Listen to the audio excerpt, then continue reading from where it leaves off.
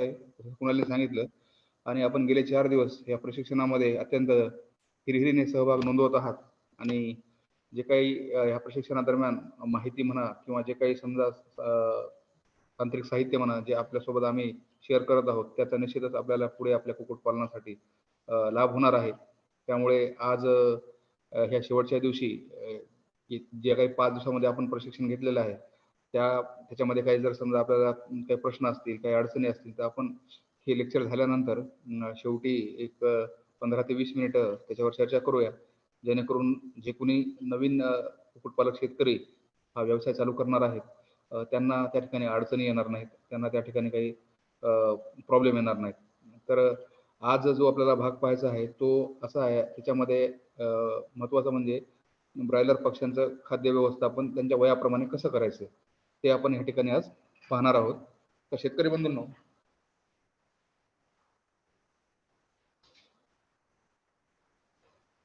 Broiler पक्ष्यांचं खाद्य जे आहे ते आपल्याला व्यवस्थिशीर त्यांना द्यायचं आहे. कारण जसं मी आपल्याला पहिल्या दिवसापासून सांगत आहे की ब्रॉयलर पक्षी म्हणजे आपले पैलवान पक्षी आहेत आणि पैलवान पक्ष्यांना खुराक जो आहे तो सुद्धा पैलवानासारखाच आपण त्या ठिकाणी दिला पाहिजे, तरच त्यांचं त्या ठिकाणी वजन वाढणार आहे. आणि जर पक्ष्यांचं वजन जर त्या ठिकाणी वाढत नसेल तर आपल्याला त्या पक्ष्यांपासून पाहिजे तेवढा नफा त्या ठिकाणी मिळणार नाही.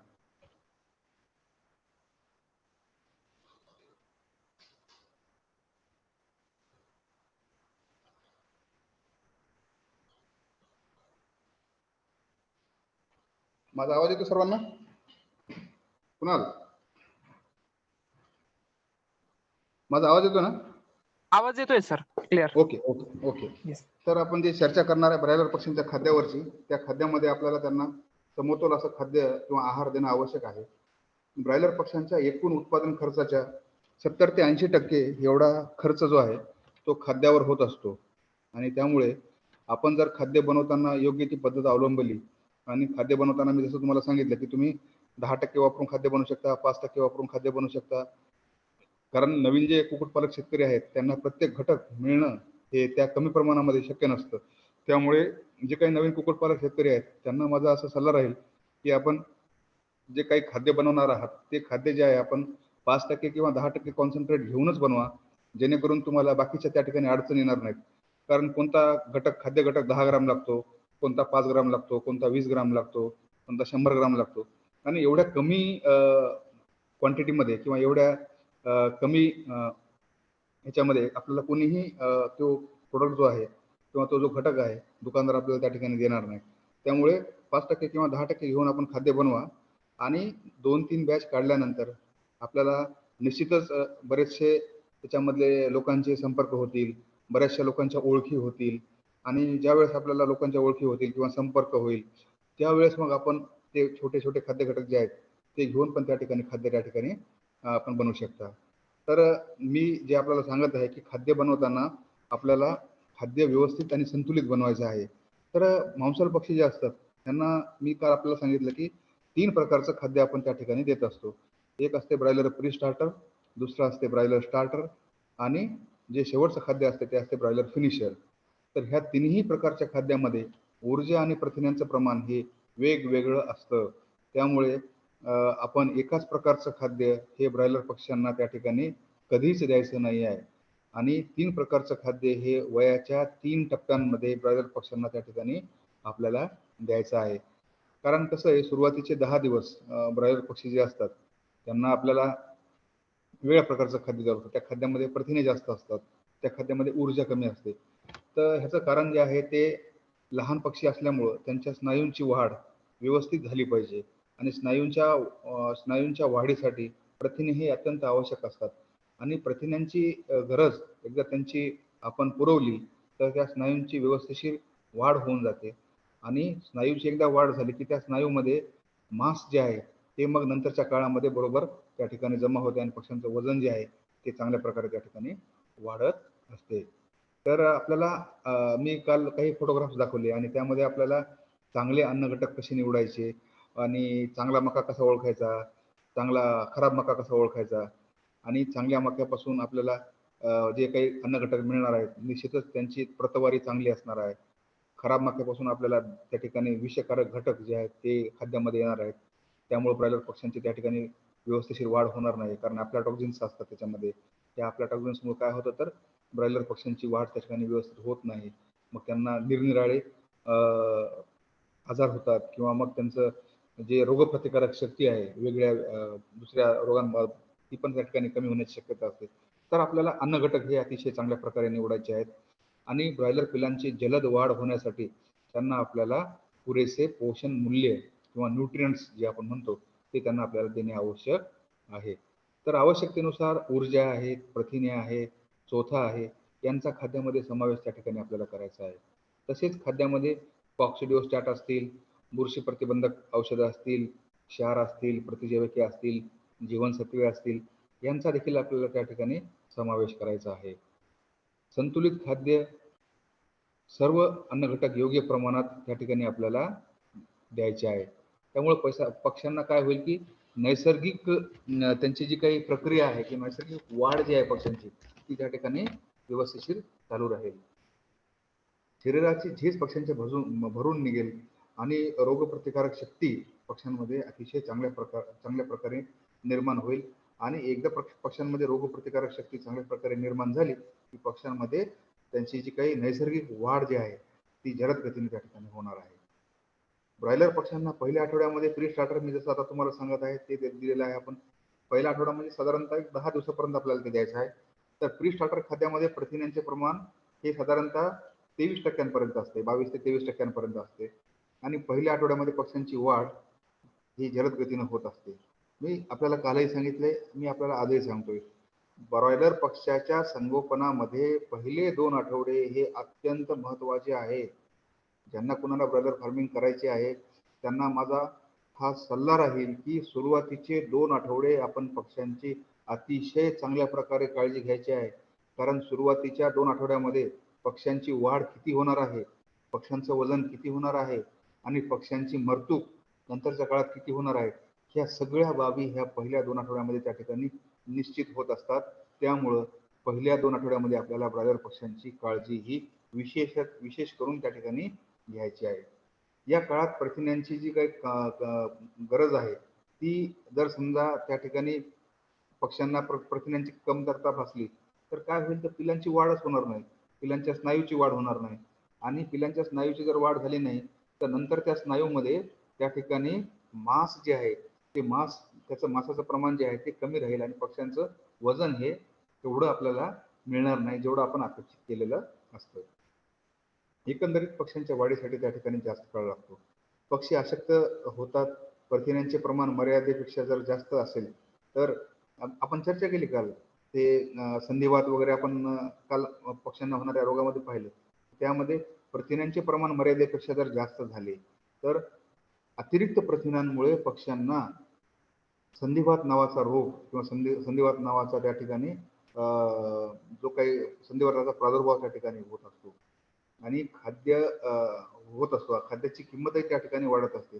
एक लक्षात घ्या, प्रथिन्याचं प्रमाण जर समजा आपल्या खाद्यामध्ये आपण 1% जर वाढवलेलं असेल, तर त्या 1% प्रथिनासाठी आपल्या खाद्याची किंमत जी आहे ती त्या ठिकाणी 2 ते 3 रुपयाने त्या ठिकाणी वाढणार आहे. इतकं महत्वाचं आहे प्रथिने. प्रथिनांचं प्रमाण हे आपल्याला जास्त आणि कमी अजिबात ठेवायचं नाही. जेवढं मर्यादित प्रथिनांचं प्रमाण राहील तेवढं आपलं जे काही पक्ष्यांची वाढ आहे ती व्यवस्थिशीर होईल. आपल्या खाद्याची किंमत पण त्या ठिकाणी वाढणार नाही. कारण 1% प्रथिनामुळे कमीत कमी 2 ते 3 रुपये. आजच्या परिस्थितीला तर असं आहे, की आपण बरेच समजा आपल्या ह्या चर्चासत्रामध्ये किंवा ह्या प्रशिक्षणामध्ये ब्रॉयलर फार्मर असतील किंवा लेअर फार्मर असतील, विशेष करून ब्रॉयलर फार्मर जे आता या आपल्या प्रशिक्षणामध्ये आहेत, तर त्यांना चांगला या ठिकाणी या 2-3 महिन्याचा अनुभव आहे, की किती प्रमाणामध्ये सोयाबीनच्या पेंडचे दर जे आहेत ते वाढलेले आहेत. 30-35 रुपयाला किलो मिळणारी सोयाबीनची पेंड आज 78, 80, 82 रुपयापर्यंत गेलेली आहे. आणि एवढ्या महाग सोयाबीनची पेंड जी आहे ती आपल्याला घ्यावंच लागणार आहे. कारण त्याच्याशिवाय आपण आपलं खाद्य जे आहे ते बनवू शकत नाहीत. आपल्या भारतामध्ये मका आणि सोयाबीनची पेंड, तेलविरहित सोयाबीनची पेंड या 2 घटकाशिवाय आपण जे खाद्य जे आहे ते शक्यतो त्या ठिकाणी बनवत नाहीत. आणि ह्या 2 घटकाचं पासून जे खाद्य बनतं ते खाद्य बऱ्याच अंशी सुरक्षित असं खाद्य आपण त्या ठिकाणी मानलेलं आहे. कारण आपण खाद्यामध्ये ज्वार पण टाकू शकतो, खाद्यामध्ये आपण गहू पण टाकू शकतो, आपण खाद्यामध्ये त्या ठिकाणी बाजरा पण टाकू शकतो. पण गहू असेल किंवा ज्वारी असेल किंवा बाजरा असेल, या तीनही खाद्य घटकांमध्ये त्या ठिकाणी मोठ्या प्रमाणावर न पचणारे घटक आहेत. न पचणारे घटक म्हणजे काय? तर ते जे काही घटक आहेत, कर्बोदके आहेत, ते कर्बोदके पक्ष्यांना सहज पचत नाहीत आणि ते सहज पचत नसल्यामुळं काय होतं, की जास्त प्रमाणामध्ये विष्ठेमध्ये पक्ष्यांच्या ती ऊर्जा जी आहे ती त्या ठिकाणी वाया जात असते. पण ज्यावेळेस आपण मका किंवा सोया दिवसी हे खाद्यामध्ये त्या ठिकाणी वापरतो, त्यावेळेस खाद्यामध्ये अन्न घटक हे वाया जाण्याचं प्रमाण जे आहे ते त्या ठिकाणी कमी असतं. त्यामुळं आपण मका आणि सोया दिवसी ह्याच्यापासून खाद्य बनवतो. तर मी सांगत होतो, की सोया दिवसीचे रेट किती वाढलेले आहेत. मग जर एवढ्या प्रमाणामध्ये दुप्पट रेट वाढलेले आहेत सोयाबीनच्या पेंडचे, मग एवढे जर रेट वाढलेले असतील तर समजा आपला खाद्याचा जो काही खर्च आहे त्याच्यामध्ये प्रथिनाचं 1% जर प्रमाण वाढवलं, निश्चितच आजच्या घडीला 5 ते 6 रुपये आपल्या खाद्याच्या किमतीमध्ये त्या ठिकाणी वाढू शकतो. त्यामुळं प्रथिनांचं प्रमाण हे आपल्याला मर्यादित ठेवायचं आहे. तर जी ऊर्जा जी आहे साधारणतः या खाद्यामध्ये प्री स्टार्टरच्या 2850 किलो कॅलरी एवढी असते. 2850 किलो कॅलरी म्हणा किंवा 2900 किलो कॅलरी म्हणा. 50 किलो कॅलरी आपण त्या ठिकाणी जे आहे ते ॲडजस्टमेंटसाठी त्या ठिकाणी आपण ते वापरू शकतो. साधारणतः 23% प्रथिने आणि 2900 किलो कॅलरी एनर्जी ही प्री स्टार्टरमध्ये आपण त्या ठिकाणी देत असतो. आणि ह्याच्यामध्ये जीवनसत्व असतील, क्षार असतील, त्याचं मिश्रण असेल, हे आपण जे आहे ते खालच्या तक्त्यामध्ये त्या ठिकाणी पाहणार आहोत. तर साधारणतः प्री स्टार्टर खाद्य किती लागतं पक्ष्यांना? प्रति पक्षी 300 ते 400 ग्राम आणि जास्तीत जास्त 500 ग्राम म्हणजे अर्धा किलोच्या आसपास प्रति पक्षी ते खाद्य जे आहे ते आपल्याला 10व्या दिवसापर्यंत त्या ठिकाणी द्यायचं आहे. या ठिकाणी आपण 9वा दिवस म्हणलेला आहे, पण शक्यतो 10 दिवसापर्यंत आपल्याला हे प्री स्टार्टर खाद्य द्यायचं आहे आणि 300 ग्राम किंवा 400 ग्राम आणि जास्तीत जास्त 500 ग्राम. 500 ग्रामच्या वर प्रति पक्षी प्री स्टार्टर खाद्य आपल्याला त्या ठिकाणी बनवायचं नाही. तर ब्रॉयलर पिल्लांच्या वयाच्या 10व्या दिवसापासून साधारणतः 10व्या दिवसापर्यंत आपल्याला हे प्री स्टार्टर दिल्यानंतर आता आपण इथे 11वा दिवस म्हणूया. तर ब्रॉयलर पिल्लांच्या वयाच्या 11व्या दिवसापासून 20 दिवसापर्यंत स्टार्टर खाद्य दिले जाते. या खाद्यामध्ये प्रथिनांचं प्रमाण हे कमी असते. तिथं 23% असतात, इथं 22% असतात आणि ऊर्जा मात्र त्या ठिकाणी 50 किंवा 100 किलो कॅलरीने जास्त असते. इथं सारखीच असते असं लिहिलेलं आहे. पण काही-काही ठिकाणी काय होतं, प्रथिने 1% ने कमी केली, की ऊर्जा जी आहे ती 100 किलो कॅलरी त्या ठिकाणी आपण वाढवत असतो. म्हणजे 23% प्रथिने 2900 किलो कॅलरी ऊर्जा.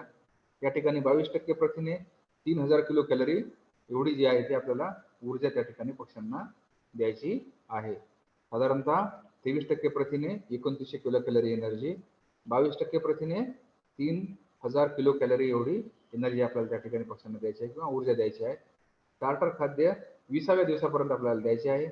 या स्टार्टर खाद्यामध्ये चोथा किंवा त्याला आपण फायबर म्हणतो, त्याचं प्रमाण जे आहे ते 3.5 ते 4% एवढं ठेवायचं आहे. खाद्य बनवत असताना चोथा कमी असलेले अन्न घटक निवडणे त्या त्या ठिकाणी आवश्यक आहे. चोथ्याचे प्रमाण खाद्यामध्ये वाढल्यास पिलांच्या विष्ठा करण्याच्या ठिकाणी विष्ठा चिटकून किंवा विष्ठा जी आहे ती चिकटते त्या ठिकाणी. बऱ्याच वेळेस ब्रॉयलर फार्मरचा एक अतिशय मोठा प्रॉब्लेम आहे, की साहेब आमच्या पक्ष्यांना मागच्या बाजूला विष्ठा चिटकत आहे. तर ते विष्ठा कशामुळे चिटकत आहे ते आम्हाला काही कळायला मार्ग नाही आणि त्या ठिकाणी दुसरे पक्षी टोचा मारून त्या पक्ष्यांना जखमी करत आहे आणि त्या ठिकाणी रक्त वगैरे जमा होत आहे आणि असे आमचे 10-12 पक्षी जे आहे ते त्या ठिकाणी मृत आढळून आलेले आहेत. तर ह्याचं काय कारण असू शकतं?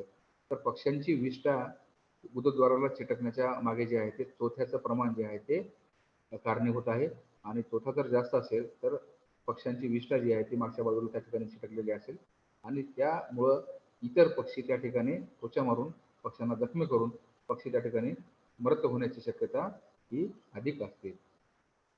क्षार असेल, मिश्रण असतील, जीवनसत्वे असतील, स्फुरक असतील, यांचे योग्य प्रमाण आपल्या खाद्यामध्ये असणे आवश्यक आहे. ते आपण खालच्या तक्त्यामध्ये पाहणारच आहोत. तर आता आपण 2 गोष्टी पाहिल्या, की ब्रॉयलर पक्ष्यांना जे खाद्य जे आहे, ते आपल्याला नियंत्रित द्यायचं आहे. त्याच्यामध्ये ब्रॉयलर पक्ष्यांना खाद्य जे आहे ते आपल्याला त्यांना पोट भरून द्यायचं आहे. बरोबर? पण त्यांच्या खाद्यामधले घटक जे आहेत ते आपल्याला नियंत्रित प्रमाणामध्ये द्यायचे आहेत. प्रथिन्याचं प्रमाण वाढवायचं नाही, ऊर्जा पण वाढवायची नाही आणि इतर जे घटक आहेत ते पण आपल्याला त्या ठिकाणी प्रमाणामध्ये द्यायचे आहेत. तर प्री स्टार्टरमध्ये 23% प्रथिने, 2900 किलो कॅलरी ऊर्जा, स्टार्टरमध्ये 22% प्रथिने आणि 3000 किलो कॅलरी एवढी ऊर्जा द्यायची आहे. तर आता पुढच्या ह्याच्यामध्ये आपल्याला पाहायचं आहे साधारणतः 21 दिवसानंतर ते 42 दिवसापर्यंत, म्हणजे तिसरा आठवडा सुरू झाल्यानंतर ते 6व्या आठवडा संपेपर्यंत पक्ष्यांची वाढ जी आहे ती समजा नंतर ही मोठ्या प्रमाणावर त्या ठिकाणी होत असते. तर तिसऱ्या आठवड्यानंतर पक्ष्यांची वाढ ही त्या ठिकाणी आपण इथं जी चर्चा करत आहे त्यामध्ये प्रथिन्यांचं जे प्रमाण आहे त्या प्रथिन्यांच्या प्रमाणाच्या अनुषंगाने पक्ष्यांच्या स्नायूची वाढ ही पूर्णपणे झालेली असते आणि पक्ष्यांच्या स्नायूची वाढ त्या ठिकाणी 3 आठवड्यानंतर जी आहे ती कमी त्या ठिकाणी होते. तर एक लक्षात घ्या, तर तिसऱ्या आठवड्यानंतर पक्ष्यांच्या स्नायूंची वाढ कमी झालेली असते, हे आपल्याला या ठिकाणी म्हणायचं आहे. पक्ष्यांची वाढ कमी झालेली असते असं म्हणता येणार नाही. तर तिसऱ्या आठवड्यानंतर पक्ष्यांच्या स्नायूची वाढ त्या ठिकाणी पूर्ण झालेली असते, म्हणून त्याची वाढ नंतर मग कमी होते. त्यामुळे खाद्यातील प्रथिन्यांचे प्रमाण बघा, आपण जे चर्चा करत आहे स्नायूंची वाढ कमी झालेली असल्यामुळे प्रथिन्यांचे प्रमाण आपण काय करतो, कमी करतो. आणि एकदा प्रथिन्यांचे प्रमाण जर आपण कमी केले तर आपल्याला निश्चितच त्या ठिकाणी ऊर्जेचे प्रमाण जे आहे ते वाढवायचे आहे. कारण ऊर्जा जर आपण समजा त्या ठिकाणी वाढवून दिली नाही तर पक्ष्यांचं वजन जे आहे ते नंतरच्या काळात त्या ठिकाणी वाढणार नाही. त्यामुळे पक्ष्यांचं वजन वाढण्यासाठी आपल्याला काय करायचं आहे, एक तर प्रथिन्यांचं प्रमाण जे आहे ते कमी करायचं आहे आणि खाद्यामध्ये जे आहे ते ऊर्जा आपल्याला त्या ठिकाणी वाढवून द्यायची आहे. तर हे जे काही खाद्य आहे तर ह्या खाद्याला आपण फिनिशर असं खाद्य त्या ठिकाणी संबोधतो. 21 दिवसानंतर पक्ष्यांचे स्नायू, हाडे हे पूर्णपणे मजबूत झालेले असतात. वजन वाढण्याची क्रिया त्या ठिकाणी अतिशय चांगल्या प्रकारे चालू झालेली असते आणि फिनिशर खाद्यामध्ये प्रथिन्यांचे प्रमाण 20% पर्यंत असते. म्हणजे 23%, 22% आणि 20%. तर ह्या ठिकाणी मी आपल्याला 20% म्हटलेलं आहे, पण बऱ्याच वेळेस जे काही ब्रॉयलर फार्मर आहेत तर त्यांचे स्वतःचे फीड फॉर्म्युलेशन असतात आणि ते त्यांचा वैयक्तिक जो अनुभव आहे तो सांगतात की साहेब आम्ही 18%, 19%च प्रथिने देतो आणि ऊर्जा जी आहे ती 3200-3300 किलो कॅलरी पर्यंत आम्ही त्या ठिकाणी वाढवून देतो आणि त्यावर पण आम्हाला चांगल्या प्रकारे त्या ठिकाणी रिझल्ट आलेले आहेत. म्हणजे मी इथं तुम्हाला 20% प्रथिने आणि ऊर्जा 3300 किलो कॅलरी एवढी सांगत आहे, म्हणजे हेच तुम्ही फॉलो करायचं आहे असं त्या ठिकाणी याचा अर्थ होत नाही. कारण जेव्हा तुम्ही नवीन आहात, नवीन असल्यामुळे तुम्हाला ह्या सगळ्या गोष्टी ज्या आहेत त्या फॉलो करणं आवश्यक आहे. पण एकदा जर तुम्हाला त्या गोष्टींमध्ये अनुभव आला तर अनुभवावरून माणूस शहाणा होतो आणि अनुभवातून माणूस बऱ्याच गोष्टी शिकतो. तर तुम्ही सुद्धा जे काही समजा आपल्या ह्या प्रशिक्षणामध्ये ब्रॉयलर फार्मर आहेत ते तर सांगतात की आम्हाला सर 18-19% प्रथिनेला पण आम्हाला चांगले त्या ठिकाणी पक्ष्यांचे वजन आलेले आहे आणि ऊर्जा जी आहे ती 3200 किलो कॅलरी दिली तरी आम्हाला त्या ठिकाणी वजनामध्ये काही फरक आढळून आलेला नाही. तर हे जे फिनिशर खाद्य आहे हे 20 दिवसापासून पक्ष्यांची विक्री होईपर्यंत आपल्याला त्या ठिकाणी द्यायचं आहे. तर या खाद्यामध्ये त्वचेचं प्रमाण जे आहे ते 4% पेक्षा जास्त त्या ठिकाणी नसायला पाहिजे. कारण जेवढं जास्त त्वचेचं प्रमाण असेल तेवढं जास्त खाद्य जे आहे ते पक्षी पचवू शकणार नाहीत आणि त्यांची विष्ठा जी आहे ती पातळ स्वरूपामध्ये त्या ठिकाणी पातळ किंवा चिकट स्वरूपामध्ये त्या ठिकाणी बाहेर पडायची त्या ठिकाणी शक्यता आहे आणि बऱ्याच वेळेस त्या विष्ठा जी आहे ती व्यवस्थित शरीराच्या बाहेर न पडल्यामुळं पक्ष्यांना जे आहे ते चयापचयाचा त्या ठिकाणी आजार त्या ठिकाणी संभू शकतो किंवा त्यांचं वजन जे आहे ते त्या ठिकाणी व्यवस्थित त्या ठिकाणी राहणार नाही. क्षार असतील, जीवनसत्वे असतील, इतर बाकीचे घटक असतील योग्य प्रमाणामध्ये आपल्याला पक्ष्यांना द्यायचे आहे आणि पक्ष्यांच्या वाढीसाठी आवश्यक जे घटक आहेत ते पण द्यायचे आहेत. तर आपण काल पाहिलं की पक्ष्यांना कोणते कोणते मांसल पक्ष्यांना रोग होतात, त्याच्यामध्ये रक्ती आगमन किंवा कॉक्सिडिओसिस हा पण एक आजार आहे. तर त्या आजाराचा प्रतिबंध करण्यासाठी आपल्याला पक्ष्याच्या खाद्यामध्ये कॉक्सिडिओस्टॅट हे रोग प्रतिबंधक औषध म्हणून आपल्याला खाद्यामध्ये द्यायचं आहे. जेव्हा आपण हे कॉक्सिडिओस्टॅट रोग प्रतिबंधक औषध खाद्यामध्ये पक्ष्यांना त्या ठिकाणी देत असतो त्यामुळं पक्ष्यांना रक्ती आगमन किंवा कॉक्सिडिओसिस होण्याचं प्रमाण हे त्या ठिकाणी थोडंसं कमी होतं असं आपल्याला त्या ठिकाणी म्हणता येईल. बंद होणार नाही, कारण जर समजा आपण 2 बॅचमध्ये जर समजा आपण काही अंतरच ठेवलं नाही, मी आपल्याला काल सांगितलं, वारंवार सांगितलं की 2 बॅचमध्ये 3 ते 4 आठवड्याचं आपल्याला अंतर ठेवायचं आहे. एका शेडमध्ये आपल्याला 2 बॅचेस घ्यायच्या नाहीत. एका शेडमध्ये एकच बॅच घ्यायची आणि एकच बॅच एका शेडमधून आपल्याला बाहेर काढायची आहे. म्हणजे सगळे पक्षी मध्ये आणि सगळे पक्षी बाहेर, ह्या प्रमाणामध्ये आपल्याला त्या शेडचं आपल्या पूर्णपणे व्यवस्थापन करायचं आहे. आणि असं व्यवस्थापन आपण जर केलं तर त्या ठिकाणी कॉक्सिडिओसिस नावाचा जो रोग आहे त्या ठिकाणी ह्याची शक्यता त्या ठिकाणी कमी होते. म्हणजे काय होतं तर पक्ष्यांची पक्ष्यांच्या जे काही रोगास कारणीभूत घटक असतात त्यांची एक नैसर्गिक त्याला आपण जैवचक्र असा आहे असं म्हणत असतो. तर साधारणतः 1 ते 2 आठवड्याच्या आत त्यांची जी काही समजा रोग होण्यासाठी जी काही प्रक्रिया असते, जैविक क्रिया असते, ती त्या ठिकाणी बंद पडते आणि ती बंद पडल्यानंतर मग ते ऑटोमॅटिक रोग जो आहे तो पुढे पसरत नाही. तर पक्ष्यांच्या वाढीसाठी वेगवेगळे औषधं असतील, त्याला आपण प्रोबायोटिक म्हणतो किंवा प्रिबायोटिक म्हणतो. हे खाद्यामध्ये आपण टाकून त्या ठिकाणी देऊ शकतो. तर त्यामुळे काय होतं तर कमी खाद्य खाऊन पक्ष्यांचं वजन जे आहे ते वाढण्यास त्या ठिकाणी मदत होत असते. पक्ष्यांना लागणारे खाद्य असेल आणि त्यांची होणारी वाढ असेल, तर ह्यांच्या गुणोत्तरास एफ-सी-आर असे म्हटले जाते. खाद्याचे मांसामध्ये होणारे रूपांतर. त्याला आपण फीड कन्व्हर्शन रेशो किंवा एफ-सी-आर असंही त्या ठिकाणी म्हणत असतो. म्हणजे काय तर 3 किलो खाद्य खाऊन जर पक्ष्याचं वजन जे आहे ते 1.5 किलो जर होत असेल, तर आपण त्या ठिकाणी जो जो त्याचा जो काही हे आहे गुणोत्तर आहे ते आहे 2. म्हणजे 1 किलो खाद्य खाण्यासाठी 1 किलो वजन येण्यासाठी पक्ष्यांना त्या ठिकाणी आपल्याला जे आहे ते 2 किलो खाद्य त्या ठिकाणी लागत असतं. पण जे काही सर्वसाधारण आपल्याकडे जे काही झालेले प्रयोग आहेत किंवा ज्या काही झालेले संशोधन आहेत, त्या संशोधनाच्या अंती असा निष्कर्ष आपल्याकडे आलेला आहे, की साधारणतः 1 किलो वजन होण्यासाठी मांसाल पक्ष्यांनी जास्तीत जास्त 1700 ग्राम किंवा 1.7 किलो एवढं खाद्य त्या ठिकाणी खाणं गरजेचं आहे.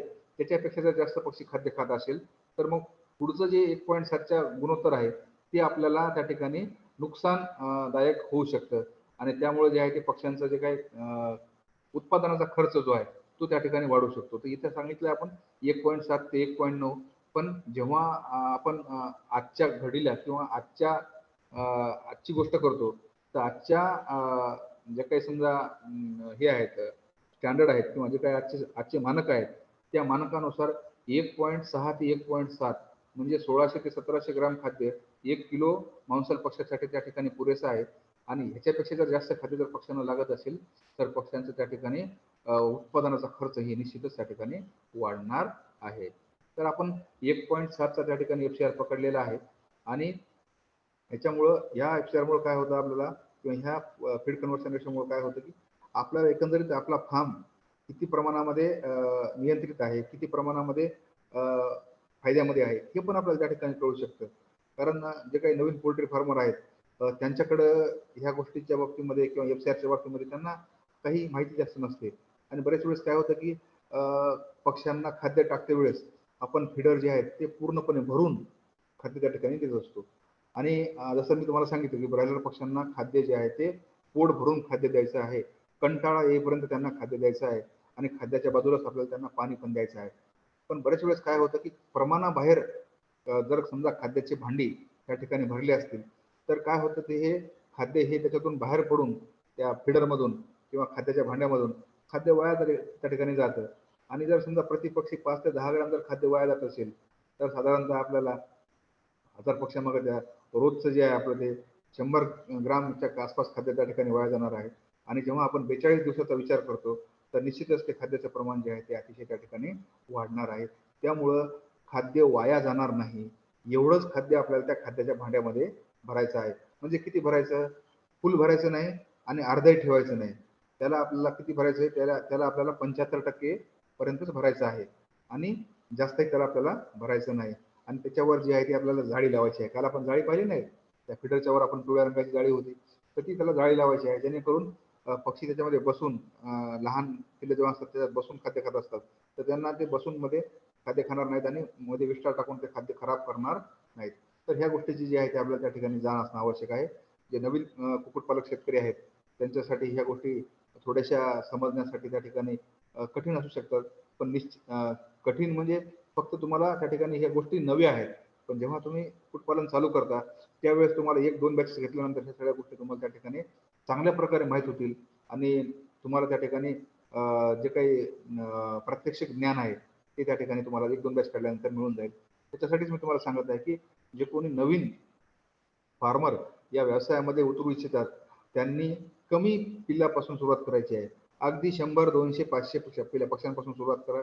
एकदमच 1000 पक्ष्यांकडे जाऊ नका आणि एकदमच मोठे पक्षी एकदमच मोठी बॅच घेऊन मोठं नुकसान त्या ठिकाणी तुम्ही स्वतःचं करून घेऊ नका. कारण बऱ्याच वेळेस काय होतं की ह्या सगळ्या गोष्टी तुम्हाला किती जरी सांगितल्या तरी तुमच्या लक्षात त्या ठिकाणी येत नाहीत आणि ज्यावेळेस तुम्ही पक्षी टाकल्यानंतर मग हे सांगितलेल्या गोष्टी आणि तुमच्या फार्मवरल्या गोष्टी या दोन गोष्टीमध्ये त्या ठिकाणी तफावत येते आणि तुम्हाला मग वेगळ्या प्रकारच्या अडचणी त्या ठिकाणी येऊ शकतात की सर तुम्ही सांगितलं होतं असं असं करायचं तर आम्ही असं केलं पण आमच्याकडे असं असं झालेलं आहे आणि आमचे पक्षी त्या ठिकाणी मरत आहे तर मग ह्याला काय कारण असू शकतं. निश्चितच त्या गोष्टी तुम्हाला त्या ठिकाणी सुरुवातीला येतील. त्यामुळं कमी पक्षापासून सुरुवात करा. 100 पक्षी आणा, 200 पक्षी आणा, 500 पक्षी आणा. 500 पेक्षा मोठी बॅच जे कोणी नवीन पोल्ट्री फार्म चालू करणार आहेत कृपया त्यांनी घेऊ नका आणि कृपया त्यांनी स्वतःचं जास्त मोठ्या प्रमाणामध्ये त्या ठिकाणी पहिल्या बॅचमध्येच नुकसान होण्याचा जे काही प्रकार आहे तो त्या ठिकाणी तुम्ही टाळायचा आहे. तर ब्रॉयलर पक्ष्यांना खाद्य तयार केल्यानंतर 2 ते 2.5 महिन्यापेक्षा जास्त काळ ते साठवून ठेवायचं नाही आहे. तर 2 ते 2.5 महिने पण खूप झाले. आता पावसाळ्याचे दिवस आहेत आणि पावसाळ्याच्या दिवसामध्ये आपण जेव्हा ब्रॉयलर पक्ष्यांचं खाद्य बनवतो तर ते खाद्य बनवताना आपल्याला जे खाद्य घटक आहेत जसं आपण काल पाहिलं मका आहे, तर सोयाबीनची पेंड आहे, ज्वारी आहे, नंतर मग मीठ माशाची पूड आहे किंवा आता मीठ कम बोन मील आहे किंवा मग डी ऑइल्ड राईस ब्रान आहे किंवा राईस पॉलिश आहे. हे जे काही घटक आहेत या घटकामध्ये थोड्या अधिक प्रमाणामध्ये त्या ठिकाणी मॉइश्चर जास्त असतं किंवा त्याच्यामध्ये जे आहे ते तेलाचं प्रमाण त्या ठिकाणी असतं आणि आपण असंही खाद्यामध्ये मांसल पक्ष्यांच्या त्या ठिकाणी तेल टाकत असतो आणि हे तेल जे आहे हे तेल टाकण्याचं कारण मी आपल्याला या ठिकाणी सांगू इच्छितो की मक्यामध्ये जी काही ऊर्जा असते ती साधारणतः 3,300 किलो कॅलरी किंवा 3,350 किलो कॅलरी एवढी असते आणि ह्या जे काही आपण वनस्पती तेल टाकतो त्या तेलातून त्या जी काही ऊर्जा पक्ष्यांना मिळत असते ती साधारणतः 8,800 किलो कॅलरी एवढ्या मोठ्या प्रमाणामध्ये त्या ठिकाणी ऊर्जा ती पक्ष्यांना त्या ठिकाणी मिळत असते. आता तुमचं मग असं म्हणणं येईल की सर मग आपण ते मका कशाला टाकायची, आपण तेलच टाकूया. बरोबर आहे. आपला प्रश्न अगदी बरोबर आहे. पण मक्याचा जर दर आपण पाहायला गेलं साधारणतः ₹12, ₹13, ₹10 ते ₹14 पर्यंत आणि जास्तीत जास्त समजा जर खूपच महाग झाला तर ₹17-18 वर एका किलोचा दर मक्याच्या त्या ठिकाणी जात नाही आणि आपण हा मका वापरतो साधारणतः 60% पर्यंत आणि जेव्हा आपण हे तेल वापरतो साधारणतः तेल आपण वापरतो प्री स्टार्टरमध्ये 2.5 किलो ते 3 किलोच्या आसपास, स्टार्टरमध्ये वापरतो 3 किलो ते 3 किलो ते 3.5 किलोच्या आसपास आणि फिनिशरमध्ये आपण वापरतो 4 किलो ते 4.5 किलोच्या आसपास. तर ह्या तेलाची एका किलोची किंमत जी आहे ती साधारणतः ₹90च्या पुढे आहे. आता आज तर तेलाचे दर जे आहेत ते फार मोठ्या प्रमाणामध्ये वाढलेले आहेत आणि आजची त्याची किंमत जी आहे ती ₹120-130 पर्यंत त्या ठिकाणी गेलेली आपल्याला दिसून येईल. तर एवढं महागडं तेल जे आहे ते आपण योग्य प्रमाणामध्येच टाकणं आवश्यक आहे. कमी प्रमाणामध्ये त्या ठिकाणी किंवा प्रमाणामध्ये 2.5 ते 3%, 3 ते 4% असं टाकणं आवश्यक आहे. आणि खाद्यामध्ये तेल जेवढं आपल्या जास्त असेल तेवढं बुरशीयुक्त पदार्थांची वाढ त्या ठिकाणी आपल्याला खाद्यामध्ये दिसून येईल. म्हणजे पावसाळ्यामध्ये जे आपण खाद्य बनवणार आहे ते खाद्य आपलं जास्तीत जास्त 15 दिवस ते 3 आठवडे एवढ्याच आपल्याला जे काही समजा ड्युरेशनचं खाद्य बनवायचं आहे आणि 3 आठवड्यापेक्षा जास्त जर आपल्याला खाद्य साठवून ठेवायचं असेल तर कृपा करून ते खाद्य जे आहे ते आपल्याला वेळोवेळी त्या ठिकाणी बनवून घ्यायचं आहे. इथं मी तुम्हाला सांगितले ह्या लेखामध्ये आपण असं म्हणलं होतं की 2 ते 2.5 महिन्यापेक्षा जास्त काळ साठवून ठेवायचं नाही. ती गोष्ट जी आहे ती आपण उन्हाळ्यामध्ये करू शकतो. 2-2.5 महिन्यापर्यंत आपण उन्हाळ्यात ते खाद्य जे आहे ते साधारणतः त्या ठिकाणी साठवून ठेवू शकतो. पण पावसाळ्यामध्ये साधारणतः 21 दिवस किंवा 3 आठवडे ह्याच्यावर आपण जे ब्रॉयलर पक्ष्याचं खाद्य आहे ते त्या ठिकाणी साठवायचं नाही आहे. कारण काय होईल त्याच्यामध्ये बुरशीयुक्त पदार्थांची वाढ होईल आणि बुरशीयुक्त पदार्थांची जर वाढ झाली तर पक्ष्यांना ते आहे ते त्या ठिकाणी पक्ष्यांची मरतूक होण्याची शक्यता असते. त्याला अफ्लाटॉक्सिन म्हणतील किंवा अफलाटॉक्सिन असं आपल्याला नाव दिलेलं आहे. तर खाद्याच्या भांड्यामध्ये भांडी भरत असताना खाद्याची नासाडी टाळायची आहे. खाद्याची भांडी पक्ष्यांच्या छातीपर्यंत येतील अशी टांगती आपल्याला त्या ठिकाणी ठेवायची आहे. दिवसातून 2 ते 3 वेळा खाद्याची भांडी आपल्याला त्या ठिकाणी हलवायची आहेत. खाद्याच्या भांड्यावर जाळी आपल्याला बसवायची आहे. प्रत्येक आठवड्यात खाद्य किती लागलं याचा हिशोब पण आपल्याला त्या ठिकाणी ठेवायचा आहे. खाद्य उत्कृष्ट असून सुद्धा खाद्य व्यवस्थापनाच्या अभावामुळे एफ-सी-आर म्हणजे खाद्याचं मांसात होणारं रूपांतर चांगला राहत नाही. तर ही गोष्ट आपल्याला त्या ठिकाणी प्राकर्षानं याची नोंद ठेवायची आहे. तर खाद्यातील महत्त्वाचे पोषण मूल्यांचे प्रमाण. तर प्रथिने, 23%, 22%, 20%. ऊर्जा 2900 किलो कॅलरी, 3000 किलो कॅलरी आणि 3200 किंवा 3300 किलो कॅलरी ह्या प्रमाणामध्ये आपल्याला ठेवायची आहे. कॅल्शियम 1.2% आणि फिनिशरमध्ये 1% एवढा त्या ठिकाणी आपल्याला ठेवायचा आहे. तर उपलब्ध असलेल्या खाद्य घटकापासून खाद्य कसं तयार करायचं आहे, तर प्री स्टार्टरसाठी मका किती लागते, स्टार्टरसाठी किती लागते, फिनिशरसाठी किती लागते, हे आपण प्रमाण या ठिकाणी दिलेलं आहे. वनस्पतीजन्य तेल हे मी तुम्हाला सांगितलं 2.5%, 3% आणि 4%. तेल विरहित सोयाबीनची पेंड 41%, 39% आणि 33.8% एवढी द्यायची आहे. डाय कॅल्शियम फॉस्फेट 1.5 किलो आणि 1.5 किलो एवढं टाकायचं आहे. खनिज पावडर मिनरल मिक्सचर 1 किलो टाकायचं आहे. मीठ जे आहे ते 300 ग्रॅम टाकायचं आहे. तर असं 100 किलो जे खाद्य आहे त्या खाद्याचं आपल्याला ह्या ठिकाणी काय काय घटक लागतात त्याची आपल्याला ह्या ठिकाणी गोळाबेरीज करून दिलेली आहे. आणि बाकीचे जे काही घटक असतात, क्षार मिश्रण असेल किंवा जीवनसत्व असतील किंवा अमिनो आम्ले असतील, तर ते जे आहेत ते आपल्याला 300 ग्राम, 150 ग्राम, 190 ग्राम, 170 ग्राम, 60 ग्राम वगैरे त्या ठिकाणी आपल्या खाद्यामध्ये पक्ष्यांच्या टाकायचे आहे. तर आता ब्रॉयलर पक्ष्यांची वाढ कशी कशी होते आणि त्यांचं खाद्याचं मांसात होणारं रूपांतर आणि त्यांची मरतूक कशा कशा प्रकारे असते हे आपण थोडक्यात या ठिकाणी पाहून घेऊ. तर शेतकरी बंधूंनो, पहिल्या आठवड्यामध्ये पक्ष्यांचं जे वजन आहे ते 190 ग्राम झालेलं असतं. पण ह्याच्याही मागे आपण जाऊन थोडी चर्चा करूया. जेव्हा पिलू अंड्यातून बाहेर पडतं, अंड्यातून बाहेर पडल्यानंतर पिल्लाचं वजन साधारणतः 35 ग्राम ते 45 ग्रामच्या आसपास त्या ठिकाणी असतं. ठीक आहे. अंड्याचं वजन असतं 58 ते 60 ग्राम आणि एका दिवसाच्या पिल्लाचं वजन असतं 38 ग्राम ते 45 ग्राम किंवा 48 ग्राम पर्यंत एखाद्या वेळेस ते वजन तुम्हाला त्या ठिकाणी आढळून येईल. तर सुरुवातीला आपण 40 ग्रामचा पक्षी धरून चालू. एका दिवसाच्या पिल्लाचं वजन 40 ग्राम असतं. एका आठवड्याच्या पिलाचं वजन 190 ग्राम पर्यंत त्या ठिकाणी गेलेलं असतं. 190 ग्राम हे पहिल्या आठवड्याचं वजन आहे आणि पहिल्या आठवड्याला एका पक्षाला लागलेलं खाद्य जे आहे ते 180 ग्रामच्या आसपास त्या ठिकाणी आहे. तर खाद्याचं मांसात होणारं रूपांतराचं प्रमाण जे आहे ते 0.96 एवढं त्या ठिकाणी आहे आणि मर्तुकीचं प्रमाण जे आहे ते 0.8% एवढं आहे. तर हा तक्ता अतिशय महत्त्वाचा आहे. आपण हा तक्ता स्क्रीनशॉट काढून ठेवा किंवा आपण हा तक्ता जो आहे तो लिहून घ्या आणि हा आपल्याकडं संग्रहामध्ये ठेवा. कारण हा तक्ता जो आहे तो तुमचा आरसा आहे की पोल्ट्री फार्ममध्ये ब्रॉयलर पक्षी आल्यानंतर ह्या तक्त्याप्रमाणे त्यांचं जर समजा त्या ठिकाणी वजन जर होत असेल आणि त्यांची जर मरतूक जी आहे ती ह्या प्रमाणात जर राहत असेल तर निश्चितच आपल्याला त्या बॅचपासून जे आहे ते मिळणारं उत्पन्न अधिक असणार आहे आणि त्या बॅचपासून जे आपल्याला मिळणारा जो फायदा आहे आणि जो काही नफा आहे तो त्या ठिकाणी जास्त असणार आहे.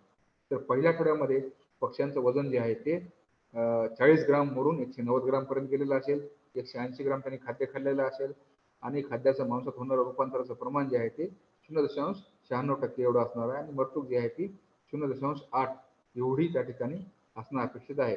तर ह्या ठिकाणी जे आहे ते आपल्याला ही काळजी घेणं आवश्यक आहे. दुसऱ्या आठवड्यामध्ये जे पक्ष्यांचं वजन आहे ते 450 ग्रामपर्यंत गेलेलं असेल. एकत्रित लागलेलं खाद्य जे आहे, तर आता एकत्रित लागलेलं खाद्य म्हणजे 182 ग्रामला धरून, ठीक आहे. आता हे 549 ग्रॅम म्हणजे हे काही वेगळं नाही आहे. हे 182 ग्राम जे आहे ते 182 ग्राम ह्याच्यामध्ये ऑलरेडी आपण मिसळलेलं आहे. म्हणजे एकत्रित खाद्य आहे. हे जे खाद्य शेवटी आपण या ठिकाणी दाखवत आहे, ते खाद्य जे आहे ते एकत्रित खाद्य आहे. त्यामुळं 182 ग्राम जे आहे ते ह्याच्यामध्येच ऑलरेडी त्या ठिकाणी ह्याच्यामध्ये मिसळलं गेलेलं आहे. तर दुसऱ्या आठवड्यामध्ये 450 ग्राम पक्ष्यांचं वजन झालेलं असेल. एकत्रित खाद्य खाण्याचं प्रमाण जे आहे ते 550 ग्राम त्या ठिकाणी झालेलं असेल आणि खाद्याचे मांसात रूपांतर करण्याचे जे प्रमाण जे आहे ते 1.22% एवढं त्या ठिकाणी आहे आणि मरतुकीचं प्रमाण जे आहे ते साधारणतः 1.25% एवढं असणार आहे. म्हणजे ह्या ठिकाणी पुन्हा आपण मी जो तुम्हाला 2 ते 3 दिवसापासून सांगत आहे की सुरुवातीचे 2 आठवडे कशामुळे महत्त्वाचे आहेत. तर एक लक्षात घ्या, 2 आठवड्यापर्यंत पक्ष्यांची जी काही मरतूक होणारी आहे ही 2% पेक्षा त्या ठिकाणी जास्त असता कामा नये. 2% पेक्षा जास्त मरतूक पहिल्या 2 आठवड्यामध्ये त्या ठिकाणी असता कामा नये. कारण ही जर मरतूक आपली 3%, 4%, 5%च्या आसपास गेली तर आपला जो काही नफा आहे तो पहिल्या 2 आठवड्यामध्येच त्या ठिकाणी कमी होणार आहे. त्यामुळं पहिल्या आठवड्यामध्ये 1% मरतूक, दुसऱ्या आठवड्यामध्ये 1% मरतूक कारण पहिल्या आठवड्यामध्ये आपण सांगितलेली आहे 0.8 दशांश एवढी सांगितली आहे. पण ढोबळ मनानं आपण पहिल्या आठवड्यामध्ये 1% मरतूक, दुसऱ्या आठवड्यामध्ये 1% मरतूक, 2% मरतूक पहिल्या 2 आठवड्यामध्ये आपल्याला त्या ठिकाणी नियंत्रित करायची आहे. 2% पेक्षा जर जास्त त्या ठिकाणी मरतूक होत असेल, तर निश्चितच आपल्याला त्या बॅचमध्ये तोटा होणार आहे. त्या बॅचमध्ये आपल्याला पैसे कमी मिळणार आहेत. ठीक आहे. तर तिसऱ्या ज्या काही आठवड्यामध्ये पक्षी आपले गेलेले असतील, तर तिसऱ्या आठवड्यामध्ये पक्ष्यांचं वजन 850 ग्रामच्या आसपास त्या ठिकाणी झालेलं असेल. 850 ग्राम असेल किंवा 950 ग्रामपर्यंत पक्ष्यांचं त्या ठिकाणी वजन आपल्याला झालेलं आढळून येईल. तर एकत्रित खाद्य जे आहे ते 1120 ग्राम एवढं आहे आणि खाद्याचं मांसात होणारं रूपांतर जे आहे ते 1.32% एवढं आहे आणि मर्तुकीचं प्रमाण तिसऱ्या आठवड्यामध्ये 1.5% आहे. 1.5 एवढं त्या ठिकाणी तिसऱ्या आठवड्यामध्ये मर्तुकीचं प्रमाण जे आहे ते पक्ष्यांमध्ये आढळून येतं. तर हे सगळे जे काही आहेत हे मानक आहेत आणि ह्या मानकाप्रमाणेच आपल्याला आपल्या फार्मचं जे काही व्यवस्थापन जे आहे ते करायचं आहे. हा तक्ता काढून आपल्या बॉयलर फार्ममध्ये आपल्याला चिटकवायचा आहे आणि ह्याच्याप्रमाणे जे आहे ते आपल्याला नेहमी दर आठवड्याला वजन जे आहे ते ह्या ठिकाणी आपल्याला त्याचं आपल्याला काय म्हणतात त्याला याचा ताळमेळ लावायचा आहे. चौथ्या आठवड्यामध्ये वजन जे आहे ते मांसल पक्ष्यांचं 1350 ग्रामच्या आसपास गेलेलं असेल आणि खाद्य जे आहे ते एकंदरीत 1960 ग्रामच्या आसपास त्यांनी खाल्लेलं असणार आहे आणि खाद्याचं मांसात रूपांतर करण्याचं जे प्रमाण जे आहे ते 1.43% एवढं आहे आणि मर्तुकीचं प्रमाण जे आहे ते 2%च्या आसपास त्या ठिकाणी असणार आहे. तर 5व्या आठवड्यामध्ये जे आहे ते पक्ष्यांचं वजन हे जवळपास 2 किलोच्या आसपास त्या ठिकाणी झालेलं असतं किंवा 1950 ग्रामच्या आसपास त्या ठिकाणी गेलेलं असतं. आज या घडीला 30व्या दिवशी आता जे काही ब्रॉयलर फार्मर आहेत त्यांना अतिशय चांगल्या प्रकारे ह्या गोष्टीचा अनुभव आहे. साहेब आमच्याकडे 28व्या दिवशी पक्षी 2 किलोचा होतो. साहेब आमच्याकडे जास्तीत जास्त 32 दिवसामध्ये पक्षी जो आहे तो 2 किलोचा होतो. आजच्या ब्रॉयलर विषयी मी सांगत आहे. तर त्या गोष्टी थोड्याशा आपल्या 1-2 वर्षापूर्वीच्या आहेत आणि काही ठिकाणी वजनं तशी येत नाहीत. तर मग त्या शेतकऱ्यांनी त्या ठिकाणी घाबरून न जाता जो काही पक्ष्यांचं वजनाचं प्रमाण जे आहे ते स्टँडर्ड प्रमाणच आहे. म्हणून आपण त्या ठिकाणी चालत असतो. तर हे काही जे मानक आहेत, तर काही ठिकाणी काय होतं की पक्ष्यांचे व्यवस्थापन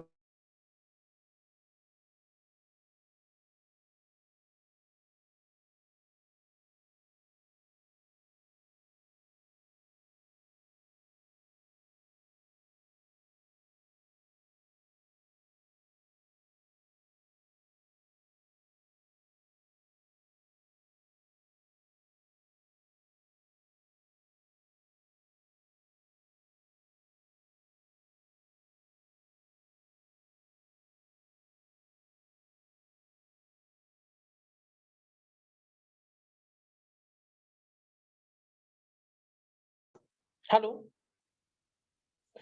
निकम सर तुमचा आवाज येत नाहीये.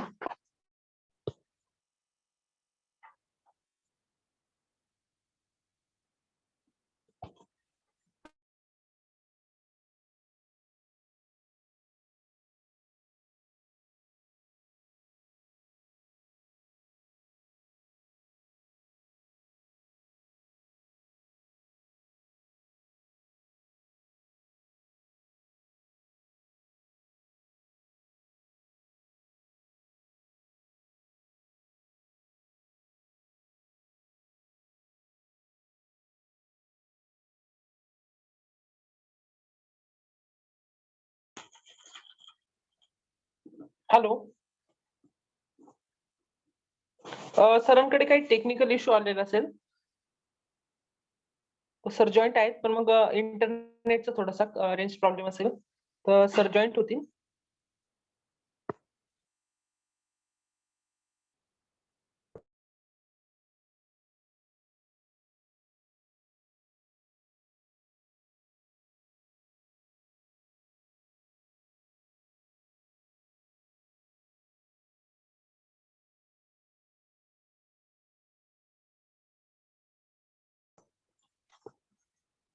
निकम सर तुम्ही माईक अनम्यूट करून करा प्लीज. तुमचा माईक म्यूट झाला आहे.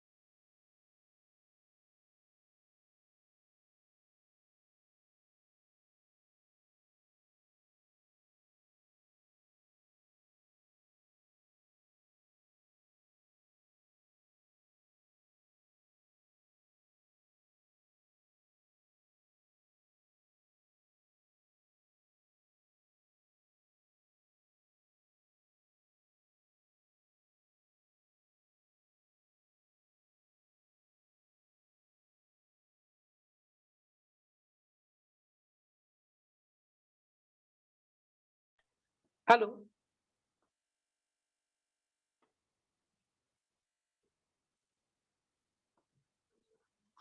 निकम सर.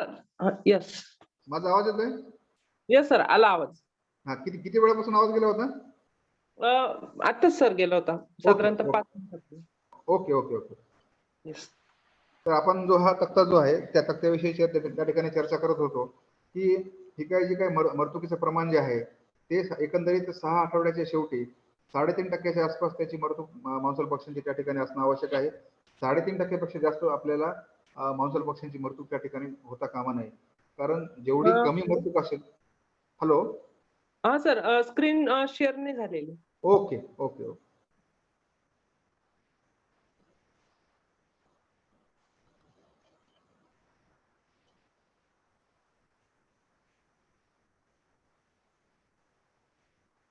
दिसतंय का? येस सर, दिसते आहेत. Right right. तर मी जे आपल्याला हा तक्ता जो आहे हा तक्ता आपण गेल्या 10 ते 15 मिनिटापासून ज्याच्यावर चर्चा करत आहे, तर ह्याचं कारण जे आहे हा तक्ता म्हणजे आपल्या बॉयलर फार्म मधला नफा आणि ब्रॉयलर फार्म मधला तोटा याचं अतिशय बोलकं उदाहरण आहे.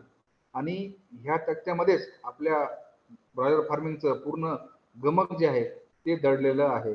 तर हा तक्ता म्हणजे आपल्यासाठी एक त्या ठिकाणी गाईड आहे किंवा मार्गदर्शक आहे. हा आपल्याला काढून आपल्या पोल्ट्री फार्म मध्ये त्या ठिकाणी लावून टाकायचं आहे आणि रोज दर आठवड्याला ते आपलं जे काही पक्ष्यांचं वजन येणार आहे ते वजन आणि हे या तक्त्यामधलं वजन याची दोन्हीची आपल्याला त्या ठिकाणी टॅली करायची आहे. ठीक आहे. तर आता काय काय जे पोल्ट्री फार्मर आहेत ते सांगतात की सर तुम्ही चौथ्या आठवड्यामध्ये वजन सांगितलं 1300 ग्राम, तर आमच्याकडे 1500 ग्राम पर्यंत वजन पक्ष्यांचं गेलेलं आहे. अतिशय आनंदाची गोष्ट आहे. आणि काही काही फार्मर्स असं म्हणणं आहे की सर आमचं 30 किंवा 32व्या दिवसामध्ये वजन जे आहे ते 2 किलो त्या ठिकाणी आम्हाला झालेलं आहे. आणि जेव्हा 30व्या दिवशी किंवा 32व्या दिवशी वजन 2 किलो झालेलं असतं, निश्चितच तो पक्षी जो आहे तो 42व्या दिवसापर्यंत 3 किलोच्या आसपास त्या पक्ष्याचं वजन त्या ठिकाणी झालेलं असणार आहे किंवा 3100 ग्राम पर्यंत पण वजन त्या ठिकाणी त्या पक्ष्यांचं गेलेलं असणार आहे. तर मर्तुकीचं प्रमाण कृपया लक्षात घ्या. पहिल्या आठवड्यामध्ये 0.8 असेल, तर दुसऱ्या आठवड्यामध्ये एकत्रित मर्तूक जी आहे ती पूर्ण जी आहे ती एकत्रित मर्तूक आहे. म्हणजे मी मग तुम्हाला सांगितलं की पहिल्या आठवड्यामध्ये 2% पर्यंत मर्तूक चालते. ठीक आहे, पहिल्या आठवड्यापर्यंत नवीन जे लोक आहेत किंवा 2% पर्यंत जर मर्तूक झालेले असेल तर घाबरून जाण्याचं कारण नाही. पण पहिल्या 2 आठवड्यामध्ये 2% मर्तूक झाल्यानंतर उर्वरित 3 आठवड्यामध्ये जे आहे किंवा 4 आठवड्यामध्ये जे आहे ते मर्तुकीचं प्रमाण जे आहे ते आपल्याला 3.5% पर्यंत त्या ठिकाणी मर्यादित ठेवायचं आहे. 3.5% पेक्षा जास्त आपल्या मांसल पक्ष्यांची मर्तूक त्या ठिकाणी होता कामा नये. कारण जेवढी 3.5%च्या पुढे मर्तूक होणार आहे तेवढं आपल्याला त्या ठिकाणी नुकसान त्या ठिकाणी पक्ष्यांच्या बॅचमध्ये होणार आहे. तर 6व्या आठवड्यामध्ये साधारणतः आजच्या घडीला तर वजन 2800 ग्राम 3000 ग्रामच्या आसपासच आपल्याला आढळून येईल. पण एकंदरीत जे नवीन पोल्ट्री फार्मर आहेत किंवा ज्या ठिकाणी थोड्याशा त्यांना काही गोष्टी माहीत नाहीत त्यांच्यासाठी 2.5 किलोच्या आसपास त्याचं 2600 ग्रामच्या आसपास वजन झालेलं असणार आहे. आणि एकत्रित खाद्य जे आहे ते साधारणतः पक्ष्यांनी जे खाल्लेलं आहे ते साधारणतः 4 ते 4.5 किलोच्या आसपास त्या ठिकाणी खाद्य पक्ष्यांनी त्या ठिकाणी खाल्लेलं असणार आहे.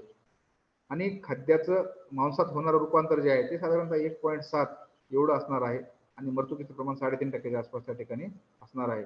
तर शेतकरी बंधूंनो, हा तक्ता जो आहे तो त्या ठिकाणी आपल्याला मी या ठिकाणी समजून सांगितलेला आहे, जेणेकरून आपल्याला त्याच्यातून योग्य ती माहिती जी आहे ती त्या ठिकाणी आपल्याला देता येईल. तर दुसरं जे आहे ते महत्त्वाचं म्हणजे आपल्याला उन्हाळ्यामध्ये जे शेडचं व्यवस्थापन करायचं आहे त्याच्याविषयी आपण थोडीशी या ठिकाणी माहिती घेणार आहोत. तर शेतकरी बंधूंनो, उन्हाळ्यामध्ये जे आहे ते पक्ष्यांना उष्माघातामुळं बऱ्याच वेळेस त्या ठिकाणी त्रास होतो आणि उष्माघातामुळे पक्षी रोगास बळी पडतात. आणि उन्हाळ्यामध्ये उष्माघात जो असतो तो साधारणतः दुपारच्या वेळेस होत नाही. जे कोणी जुने शेतकरी आहेत, कुक्कुटपालक शेतकरी आहेत, त्यांना सगळ्या गोष्टी माहीत आहेत आणि त्यांना मी जे काही सांगत आहे हे ह्याच्यामध्ये काही नवीन असं काहीच नाही आहे. पण जे काही नवीन कुक्कुटपालक शेतकरी आहेत किंवा ज्यांना नवीन हा व्यवसाय चालू करायचा आहे त्यांच्यासाठी ह्या गोष्टी महत्त्वाच्या आहेत. कारण त्यांना प्रत्येक गोष्ट जी आहे ती आपल्याला पहिल्या टप्प्यापासूनच सांगणं त्या ठिकाणी आवश्यक आहे. तर आपल्याला उष्माघात पक्ष्यांमध्ये कसा होतो आणि उष्माघात पक्ष्यांमध्ये का होतो हे थोडक्यात मी त्या ठिकाणी सांगतो आणि मग आपण शेडचं जे व्यवस्थापन आहे त्याकडे वळणार आहोत. तर मी आपल्याला काल पण सांगितलं की आपल्या शरीरामध्ये जशा घामग्रंथी असतात आणि वातावरणातील जसं काही तापमानामध्ये बदल होत असतो तसा आपल्या शरीरामध्ये घाम बाहेर पडत असतो. तर आपल्या शरीरातून घाम बाहेर पडणं म्हणजे काय, तर आपल्या शरीरातलं तापमान वाढलेलं जे आहे ते नियंत्रित करण्यासाठी शरीरातून घाम बाहेर पडतो आणि शरीरातून घाम बाहेर पडल्यानंतर आपलं जे तापमान जे आहे ते नियंत्रित राहण्यासाठी त्यांनी मदत होत असते. म्हणजे आपल्या शरीरात घाम ग्रंथी असतात आणि मोठ्या जनावरांमध्ये पण घाम ग्रंथी असतात आणि ते स्वतःच्या शरीराचं तापमान जे आहे ते त्या ठिकाणी नियंत्रित ठेवू शकतात. पण कोंबड्याच्या बाबतीमध्ये ही गोष्ट त्या ठिकाणी लागू पडत नाही. कारण कोंबड्यामध्ये घाम ग्रंथी नसतात आणि कोंबड्या स्वतःच्या शरीराचं तापमान जे आहे ते नियंत्रित करू शकत नाहीत. त्यामुळं आपल्याला पक्ष्यांना तापमान जे आहे ते नियंत्रित तापमान देणं त्या ठिकाणी आवश्यक आहे. साधारणतः 15 डिग्री सेल्सिअस ते 22 डिग्री सेल्सिअसच्या दरम्यान जर तापमान पक्ष्यांना आपण त्या ठिकाणी देत असू, तर हे अतिशय आल्हाददायक असं तापमान आहे. आणि जेव्हा तापमान जे आहे ते साधारणतः 35 डिग्रीपेक्षा जास्त त्या ठिकाणी पक्ष्यांमध्ये तापमानामध्ये वाढ होते, तेव्हा त्या वाढलेल्या तापमानाचा पक्ष्यांवर त्या ठिकाणी ताण येतो आणि पक्ष्यांच्या शरीराचे तापमान नियंत्रित करणारी जी प्रणाली जी आहे ती त्या ठिकाणी तणावामध्ये कार्य करत असते. पण जेव्हा शेडमधील तापमान हे 40 डिग्री सेल्सिअस म्हणा किंवा 35 डिग्री सेल्सिअसपेक्षाही जास्त त्या ठिकाणी वाढते, तेव्हा मी जसं तुम्हाला सांगितलं की घाम ग्रंथी नसल्यामुळं पक्ष्यांवर अतिताण येतो आणि तापमान नियंत्रित करणे अवघड होते. त्यामुळे एकंदरीत ऊर्जेचा बराच अंश तापमान कमी करण्यासाठी वापरला जातो. तर अर्थातच पक्ष्यांना खाद्यातून मिळणाऱ्या ऊर्जेतील फार कमी अंश उत्पादनासाठी आणि पक्ष्यांच्या वाढीसाठी आणि रोगप्रतिकारक क्षमतेसाठी वापरला जातो. त्यामुळे पक्ष्यांची वाढ खुंटते, पक्षी अंडी कमी घालतात, अपुरी रोगप्रतिकारक शक्तीमुळे पक्षी वेगवेगळ्या रोगांना त्या ठिकाणी बळी पडतात. म्हणूनच उन्हाळ्यात पक्ष्यांच्या वाढीच्या तुलनेत त्या ठिकाणी खाद्याचं प्रमाण जे आहे ते थोडंफार त्या ठिकाणी जास्त असतं. अतिउष्णतेमुळे साधारणतः 40 डिग्रीपेक्षा जास्त जर तापमान असेल तर पक्षी उष्माघातास बळी पडतात आणि उष्माघातास बळी पडल्यानंतर शेडमधलं पक्षी जे आहे ते त्या ठिकाणी एक पक्षी उष्माघातामुळे बळी पडत नसतो. आपल्याकडे 50-50, 100-100 पक्षी उष्माघातामुळे बळी पडलेले आपल्याला त्या ठिकाणी दिसून आलेले आहेत. पण ह्या गोष्टी ज्या आहेत त्या आपल्याला त्या ठिकाणी टाळणं फार आवश्यक आहे. तर पक्षी उष्माघाताला बळी पडण्यापूर्वी त्यांच्यामध्ये काय काय लक्षणं असतात ही मी थोडक्यात तुम्हाला सांगतो. की आता समजा उन्हाळ्याचे दिवस आहे आणि तापमान 40 डिग्रीपेक्षा पुढे गेलेलं आहे. तर जे आपले डीप लिटर सिस्टीमवर किंवा गादी पद्धतीवर आपण मांसल पक्षी वाढवत आहोत. तर गादी पद्धतीवर मांसल पक्षी वाढवत असताना तापमान ज्यावेळेस जास्त होतं त्यावेळेस पक्षी पंख पसरून हे गादीच्या जवळ अतिशय चिटकून गादीला बसलेले असतात आणि पक्ष्यांनी पंख पसरलेले असतात. तर पंख पसरून पक्षी जेव्हा जर गादीला चिटकून बसलेला असतो त्यावेळेस पक्ष्याच्या शरीरातलं वाढलेलं तापमान गादीमध्ये शोषल्या जाऊन पक्ष्यांना थोडंसं त्या ठिकाणी ताण कमी होतो आणि बऱ्याच वेळेस तर पक्षी काय करतात, ज्या ठिकाणी पाण्याचे भांडे आहेत त्या पाण्याच्या भांड्याच्या खाली थोडासा ओलावा असतो. त्या ओलाव्यामध्ये पक्षी जे आहेत ते पंख पसरून त्या ठिकाणी बसलेले असतील आणि असे बसलेले पक्षी जे आहेत ते पक्ष्यांची चोच किंवा तोंड उघडून ते श्वासोश्वास त्या ठिकाणी आपल्याला करत असलेले दिसून येतील. म्हणजे काय, जसं आपण थोडं अंतर पळाल्यानंतर आपल्याला धाप लागते तसंच पक्ष्यांना सुद्धा त्या ठिकाणी आपल्याला धाप लागलेली आढळून येईल आणि पक्षी जे आहे ते चोच उघडी ठेवून जीभ बाहेर काढून त्या ठिकाणी श्वासोश्वास घेत असलेलं आढळून येईल. तर जी काही समजा परिस्थिती आहे ती धोकादायक परिस्थिती आहे. जेवढा जास्त जोरात पक्षी तो श्वास घेत असतो तेवढं जास्त त्याला त्या ठिकाणी ऑक्सिजनची आवश्यकता पक्ष्यांना पडत असते आणि तेवढं जास्त प्रमाणात पक्ष्यांना त्या ठिकाणी पाण्याची आवश्यकता त्या ठिकाणी लागत असते. म्हणूनच उन्हाळ्यामध्ये काय होतं, पक्षी 1 ग्राम खाद्य खाऊन 5 ते 6 ml पाणी पितो. म्हणजे खाद्य खाण्याच्या प्रमाणाच्या 5 ते 6% किंवा 7% पर्यंत जास्त त्या ठिकाणी पाणी सेवन पक्षी करत असतो किंवा पाणी पक्षी पित असतो. एरवी काय करतो तर खाद्याचं आणि पाण्याचं प्रमाण जे आहे ते 1:3 किंवा 1:4 एवढं असतं किंवा हिवाळ्यामध्ये 1:2 किंवा 1:3 असतं. म्हणजे 1 ग्राम खाद्याला 2 ते 3 ml पाणी लागतं हिवाळ्यामध्ये. पण तेच पाणी उन्हाळ्यामध्ये जे आहे ते 1 ग्राम खाद्याला 7 ते 8 ml च्या आसपास त्या ठिकाणी लागत असतं. म्हणजे एवढं जास्त पाणी पक्ष्यांना आपल्याला त्या ठिकाणी थंड पाणी उपलब्ध करून द्यायचं आहे. आणि पक्ष्याचं जे काही शेड आहे त्या शेडच्या वर पत्रावर ऊसाचे पाचट टाकायचे आहे किंवा तुरीच्या तुराटे टाकायचे आहे किंवा कडबा टाकायचा आहे किंवा गवत टाकायचं आहे आणि त्याच्यानंतर जे आहे त्या साहित्याने बांधणी करून घ्यायची आहे. त्यामुळं जे पत्र जे गरम होणार आहे किंवा छत जे गरम होणार आहे ते तेवढं गरम होणार नाही. त्याच्यातच आपल्याला काय करता येईल की आपल्याला जे काही वरचं छत आहे त्याला आपल्याला पांढरा रंग चुन्याचा जो पांढरा रंग असतो तो आपल्याला त्या ठिकाणी लावता येईल. त्याच्यामुळे काय होतं, सूर्यप्रकाश जो आहे तो तिथून परावर्तित होतो आणि आपलं जे छप्पर जे आहे ते जेवढं गरम त्या ठिकाणी होत नाही. आणि दुसरी गोष्ट जी आहे ते आपल्याला शेडचे तापमान मर्यादित ठेवण्यासाठी आपण काय करतो, तर तिथे त्या ठिकाणी हे जे आहे वर त्याला आपल्याला हे शेडच्या वर आपण त्याला स्प्रिंकलर म्हणतो. जसे आपलं स्प्रिंकलर शेतामध्ये असतात ना तुषार, तसे तुषार पण आपण त्या शेडच्या वर त्या ठिकाणी लावायचे आहे.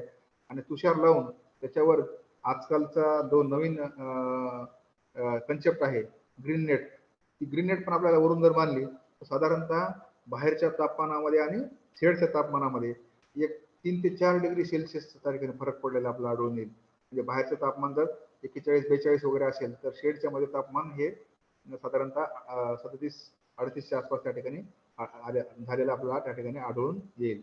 शक्यतो शेडच्या बांधकामाच्या वेळी सिमेंटचे पत्रे आपल्याला त्या ठिकाणी वापरायचे आहेत. त्यामुळं ते जास्त गरम होत नाहीत आणि त्याच्यावर आपल्याला तुषार लावायचे आहेत. शेडच्या सभोवती पसरट पानांची उंच झाडे लावावीत, जेणेकरून सूर्यप्रकाश जो आहे तो आपल्या शेडवर पडणार नाही. शेडच्या छतावर मधोमध आपल्याला तुषार लावायचे आहेत. त्याच्यानंतर हे तुषार जे आहेत ते साधारणतः दुपारी 11 वाजल्यापासून, सकाळी 11 वाजल्यापासून ते दुपारी 4 वाजेपर्यंत आपल्याला हे तुषार त्या ठिकाणी चालू करून ठेवायचे आहेत. आणि पक्ष्यांना जे काही समजा आपण खाद्य खाऊ घालणार आहे ते खाद्य जे आहे ते आपल्याला सकाळी लवकर खाद्य पक्ष्यांना द्यायचं आहे आणि रात्री जे आहे ते उशिरा खाद्य आपल्याला पक्ष्यांना त्या ठिकाणी द्यायचं आहे. तर मी मग आपल्याला सांगत होतो की पक्ष्यांमध्ये उष्माघातामुळे होणारी जी मरतूक जी आहे, ती उष्माघातामुळे होणारी मरतूक जी आहे ती साधारणतः संध्याकाळच्या वेळी त्या ठिकाणी आपल्याला आढळून येईल. म्हणजे काय होईल, तर दिवसभर पक्षी हे शरीरामध्ये उष्माघाताशी लढाई करतील किंवा उष्माघात टाळायला प्रयत्न करतील. पण संध्याकाळ होता होता म्हणजे साधारणतः 5:30-6 वाजता पक्ष्यांचे पूर्ण नैसर्गिक जी शक्ती आहे ती संपून जाते आणि संध्याकाळी 5:30-6च्या नंतर उष्माघातामुळे होणारी मरतूक जी आहे ती आपल्याला आपल्या शेडमध्ये दिसून येणार आहे. तर हे एक लक्षात ठेवायचं की कोंबड्यामध्ये होणारा उष्माघात हा दुपारी न होता तो संध्याकाळी 5:30-6च्या नंतर आपल्याला त्या ठिकाणी आढळून येणार आहे. तर हे का होतं? तर ह्याच्यामागे एक कारण असं आहे की आपण मांसाहारी पक्ष्यांना अनियंत्रित प्रमाणामध्ये खाद्य देत असतो. कारण आपल्याला मांसाहारी पक्ष्यांचं वजन वाढवायचं असतं आणि मांसाहारी पक्ष्यांचं वजन वाढवायचं असल्यामुळं आपण त्यांना कुठेही खाद्यामध्ये कमतरता करत नाहीत. पण हे खाद्य खाल्ल्यानंतर मांसाहारी पक्ष्याच्या शरीरामध्ये काय बदल होत असतात? खाद्य खाल्ल्यानंतर साधारणतः 3 ते 4 तासानंतर, लक्षात घ्या, खाद्य खाल्ल्यानंतर साधारणतः 3 ते 4 तासानंतर मांसाहारी पक्ष्यांच्या शरीरामध्ये मोठ्या प्रमाणावर ऊर्जा उत्पन्न होते. मोठ्या प्रमाणावर ऊर्जा उत्पन्न झाल्यानंतर पक्ष्यांच्या शरीराचं तापमान हे वाढणार आहे. तापमान हे वाढत असतं. मग मोठ्या प्रमाणावर ऊर्जा झाल्यानंतर पक्ष्यांच्या शरीराचं तापमान वाढणार आहे. तर पक्ष्यांच्या शरीराचं वाढलेलं तापमान आणि वातावरणातलं वाढलेलं तापमान या दोन्ही गोष्टीचा त्या ठिकाणी जेव्हा मेळ बसतो, या दोन्ही गोष्टी ज्यावेळेस एकत्रित येतात त्यावेळेस पक्ष्यांच्या शरीराची तापमान नियंत्रण करणारी प्रणाली पूर्णपणे कोलमडून जाते आणि त्या ठिकाणी पक्षी जे आहे हे मोठ्या प्रमाणावर जीभ बाहेर काढून श्वास घेत असतात, म्हणजे जसं तुम्हाला मला सांगितलं. आणि पंख पसरून त्या ठिकाणी पक्षी बसलेले असतात आणि एक वेळ अशी येते की पक्षी जो आहे तो उलटा पडून त्या ठिकाणी मृत्यू पावतो. म्हणजे पक्ष्यांना त्या ठिकाणी ऑक्सिजन जेवढा पाहिजे तेवढा मिळत नाही. पण पक्ष्याच्या जे काही फुफ्फुस आहेत त्यांची मर्यादा ही त्या ठिकाणी संपलेली असते आणि फुफ्फुसातून तेवढ्या मोठ्या प्रमाणावर ऑक्सिजन जो आहे हा रक्तामध्ये मिसळला जात नाही आणि रक्तामध्ये ऑक्सिजन न मिसळल्यामुळे पक्ष्यांचा ऑक्सिजन अभावी हा उष्माघातामुळे त्या ठिकाणी मृत्यू झालेला आपल्याला आढळून येईल. त्यामुळे लक्षात घ्या की आपल्याला मांसाहारी पक्ष्यांना उन्हाळ्याच्या दिवसामध्ये दुपारी साधारणतः 11 ते 3 ते 4 तास जे आहे ते आपल्याला खाद्य त्या ठिकाणी बंद करायचं आहे. खाद्याची भांडी जी आहेत ते आपल्याला वर अडकून ठेवायचे आहेत. ज्या ठिकाणी तापमान जे आहे ते 40च्या पुढे जातं. आता आमच्या इकडच्या मराठवाड्याच्या भागामध्ये तापमान आणि विदर्भामध्ये पण तापमान जे आहे ते सर्रास उन्हाळ्यामध्ये जे आहे ते 40च्या पुढे गेलेलं असतं. विदर्भामध्ये तर 45-47च्या आसपास पण तापमान त्या ठिकाणी गेलेलं आपल्याला आढळून येईल. आणि एवढ्या तापमानामध्ये ब्रॉयलर पक्षी सांभाळणं हे काही सोपं काम नाही आहे. तर आपल्याला ह्या 40 डिग्री सेल्सिअसच्या पुढच्या तापमानामध्ये जर मांसाहार पक्षी त्या ठिकाणी व्यवस्थित सांभाळायचे असतील तर आपल्याला एक त्याला व्यवस्थापन जे आहे खाद्य व्यवस्थापन ते करायचं आहे. आणि त्या खाद्य व्यवस्थापनामध्ये काय करायचं आहे की साधारणतः दुपारी 11 ते 3 या या वेळेमध्ये खाद्याचे भांडे वर उचलून घ्यायचे आहेत आणि पक्ष्यांना खाद्य खाऊ द्यायचं नाही. आणि 4-4:30च्या नंतर पुन्हा खाद्याचे भांडे खाली घ्यायचे आहेत आणि पक्ष्यांना खाद्य खाऊ द्यायचं आहे. म्हणजे एकंदरीत काय होईल तर पक्ष्यांनी 10 वाजता खाल्लेलं खाद्य त्याच्या शरीरामध्ये 4 तासानंतर मोठ्या प्रमाणावर ऊर्जा निर्माण करेल. 4 तास म्हणजे किती? 2 वाजता. मग 2 वाजता झाल्यानंतर साधारणतः वातावरणाचं तापमान जे आहे ते अतिशय जे त्याला आपण त्याचं तीव्रता असं म्हणू, तर ती तीव्रता जी आहे ती 2:30च्या पुढे आणि 3:30च्या आसपास 2:30 ते 3:30 उन्हाळ्यामध्ये जे तापमानाची तीव्रता जी आहे ती जास्त असते. आणि ह्याच्या आधी पक्ष्यांच्या शरीराचं तापमान वाढलेलं असल्यामुळं ती वातावरणातल्या तापमानाची तीव्रता आणि पक्ष्याच्या शरीरातलं वाढलेलं तापमान या दोन्हीचा त्या ठिकाणी मेळ बसत नाही. त्यामुळं आपल्याला पक्ष्यांमध्ये होणारी जी मरतूक आहे उष्माघातामुळे ते त्या ठिकाणी कमी असणार आहे. तर पाण्याचं जे नियोजन आहे, पाणी हे जीवन आहे हे आपल्याला काही वेगळं सांगायची आवश्यकता नाही. उन्हाळ्यात पक्ष्यांना मोठ्या प्रमाणावर पाणी त्या ठिकाणी लागत असतं. स्वच्छ आणि थंड पाणी याचा नियमित पुरवठा पक्ष्यांना करणे आवश्यक आहे. उन्हाळ्यात जमिनीखालील पाण्याची पातळी ही कमी झालेली असते आणि पाण्याची टंचाई त्या ठिकाणी जाणवत असते. म्हणून अनेकदा अशुद्ध पाणी पण पक्ष्यांना त्या ठिकाणी आपण देत असतो. तर परिणामी पक्ष्यांना इक्वल आहे. काल आपण पाहिलं कोंबड्यांना कोणते कोणते आजार होतात ते त्याच्या यकृतावर जे पांढऱ्या रंगाचा शेंबडासारखा थर जमा होतो तो इकोलायमुळे जमा होतो. आणि इकोलाय जर आपण व्यवस्थितरित्या सांभाळला नाही तर हा इकोलाय नंतर मग CRD नावाच्या रोगामध्ये रूपांतरित होत असतो.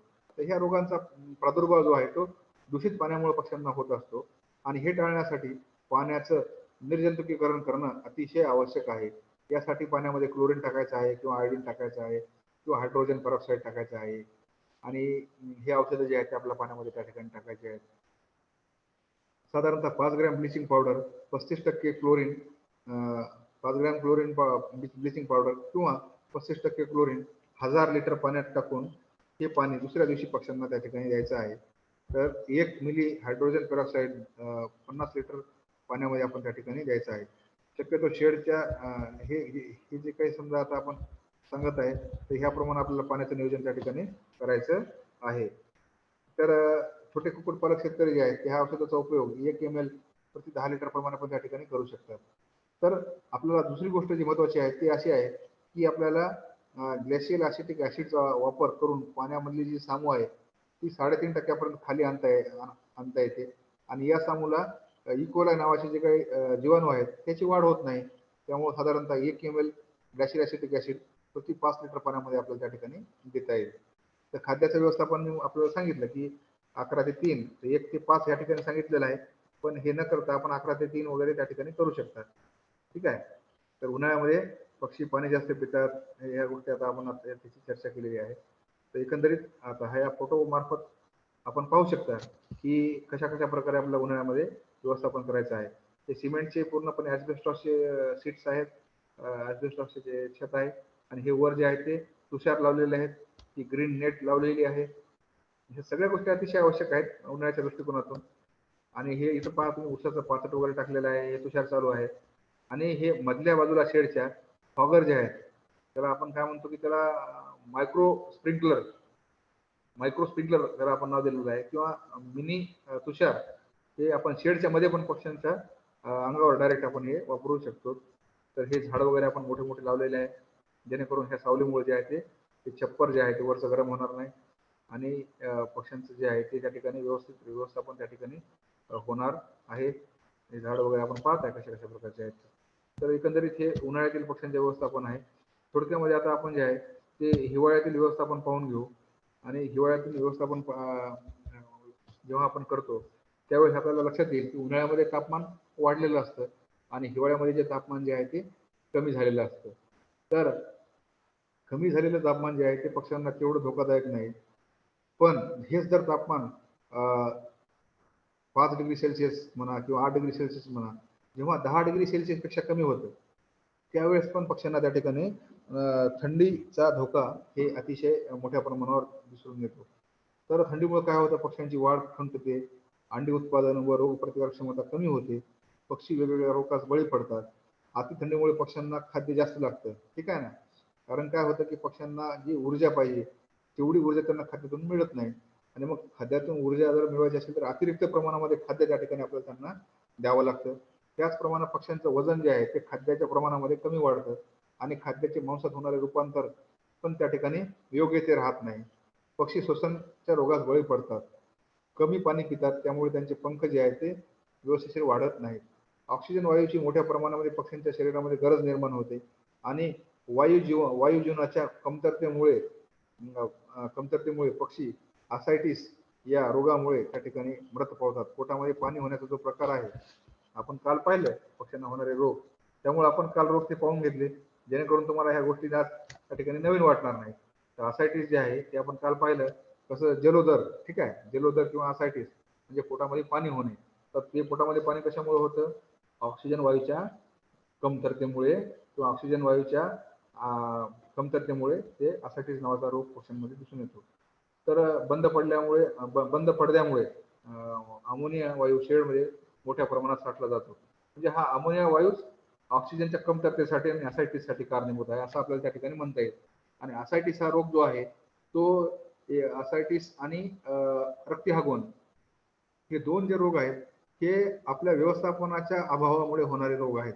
जर आपल्या शेडमध्ये व्यवस्थितरित्या वायुजीवन असेल आणि आपली गादी जी आहे ती जास्त ओली राहत नसेल आणि कोरडी राहत असेल तर त्या ठिकाणी अमोनिया पण जमा होणार नाही आणि पक्ष्यांना असायटिस पण होणार नाही आणि कॉक्सिडोसिस पण त्या ठिकाणी पक्ष्यांना होणार नाही.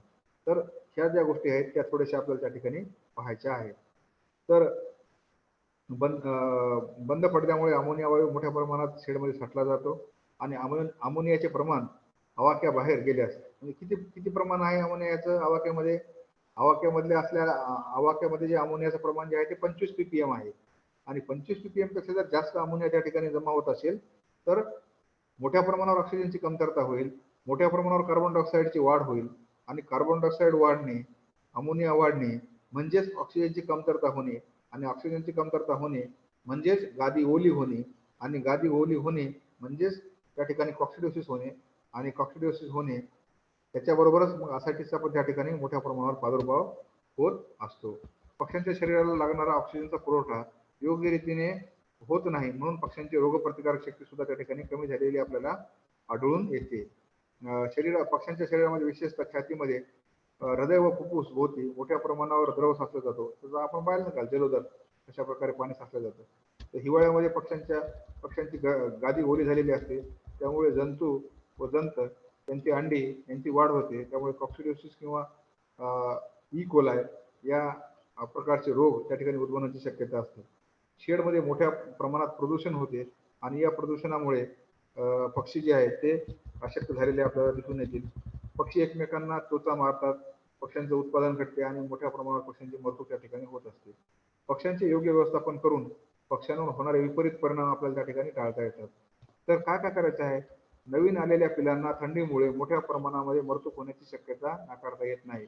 त्यामुळं विशेषतः ब्रुडिंगचे तापमान आपल्याला त्या ठिकाणी वाढवून द्यायचे आहे. म्हणजे आपण काल जे पाहिलं की पिलं आल्यानंतर काय काळजी घ्यायची आहे, तर प्रतिपक्षी उन्हाळ्यामध्ये 2 वॅट आणि हिवाळ्यामध्ये 3 वॅट एवढी उष्णता आपल्याला प्रतिपक्षी त्या ठिकाणी द्यायची आहे. आणि जर उष्णता पक्ष्यांना मिळत नसेल तर काय होईल? तर पिलं एका ठिकाणी गर्दी करतील, पिलं एकमेकांच्या अंगावर बसतील व जे कमकुवत पिलं आहेत त्याच्यावर जर वजनदार पक्षी त्या ठिकाणी पिलं बसले तर ते कमकुवत पक्षी त्या ठिकाणी मरून जातील आणि अशा वेळेस ब्रुडिंगचे तापमान जे आहे ते 95 डिग्री फॅरनहाईट किंवा 33 डिग्री सेल्सिअस हे पहिल्या आठवड्यामध्ये त्या ठिकाणी असणं आवश्यक आहे.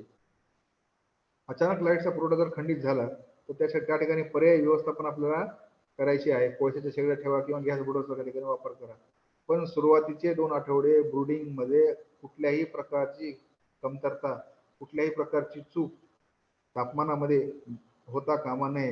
ब्रुडिंग जर बरोबर झाली तर पक्ष्यांचं जे काही वजन आहे ते फार त्या ठिकाणी व्यवस्थित वाढणार आहे. शेडमध्ये पाण्याच्या भांड्यातून पाणी गळणे, गादी ओली होणे, गादी लवकर न सुकणे आणि बाष्पीभवनाचे प्रमाण कमी असणे हे टाळण्यासाठी भांडे योग्य उंचीवर आपल्याला त्या ठिकाणी ठेवायचे आहेत. म्हणजे पक्ष्याच्या चोचीच्या पातळीमध्ये ते आपल्याला भांडे ठेवायचे आहेत. पावसाचे पाणी शेडमध्ये येऊ नये म्हणून छताची छिद्र आपल्याला बंद करून घ्यायची आहेत. अति थंडीपासून पक्ष्याचे संरक्षण करण्यासाठी विशेषतः रात्रीच्या वेळी पूर्णपणे पडदे आपल्याला बंद करायचे आहेत. त्यामुळं व्यवस्थित वायू जीवन होणार नाही. आलं लक्षात? पडदे बंद केल्यामुळे काय होईल? मध्ये थंड हवा येणार नाही. मध्ये थंड हवा आल्यानंतर काय होईल? पक्ष्यांची विष्ठा असेल, पक्ष्यांची गादी असेल, की रात्रीच्या याच्यामुळे अमोनियाचं प्रमाण वाढलेलं असणार आहे आणि वायू जीवन व्यवस्थित त्या ठिकाणी होत नाही. मग प्रदूषित पदार्थ उदाहरणार्थ धुळीचे कण, अमोनिया, कार्बन इत्यादी शेडमध्ये मोठ्या प्रमाणावर साठतील आणि पक्ष्यांना फुफ्फुसाचा दाह त्या ठिकाणी होऊ शकतो. ठीक आहे. तर सकाळी आल्याला काय करायचं आपल्याला? पडदे जे आहेत ते थोडेसे वर घ्यायचे आहेत. वरच्या बाजूने आपल्या खिडक्या करायच्या आहेत. हिवाळ्यामध्ये पडदे कधीही खालून वर करायचे नाही. लक्षात घ्या. हिवाळ्यामध्ये पडदे कधी पण वरतून खिडक्या करायच्या आहेत. जी छताची बाजू आहे त्या बाजूने आपल्याला 1 ते 1.5 फुटाची खिडकी ठेवायची आहे. म्हणजे उष्ण हवा ही वरच्या भागामध्ये जाऊन जमा झालेली असते आणि वरच्या भागातून ती जी हवा जी आहे ती शेडच्या बाहेर त्या ठिकाणी जात असते. त्यामुळं वरतून खिडक्या करायच्या आहेत हिवाळ्यामध्ये आणि खालून आपल्याला पडदा वर घ्यायचा नाही. अशा परिस्थितीत पडदे पूर्णपणे बंद करण्यापेक्षा छताच्या बाजूने साधारणतः 1 फूट उघडी खिडकी त्या ठिकाणी आपल्याला करायची आहे किंवा त्या ठिकाणी आपल्याला पडदा खाली घ्यायचा आहे. हिवाळ्यामध्ये पक्ष्यांची गादी ओली होण्यावर त्यापासून पक्ष्यांच्या वाढीवर विपरीत परिणाम होण्याची शक्यता असते आणि त्याच्यामुळे पक्ष्यांची रोगप्रतिकारक शक्ती पण कमी होत असते. तर आपल्याला त्या गोष्टी पण त्या ठिकाणी व्यवस्थित त्या ठिकाणी पाहायचं आहे.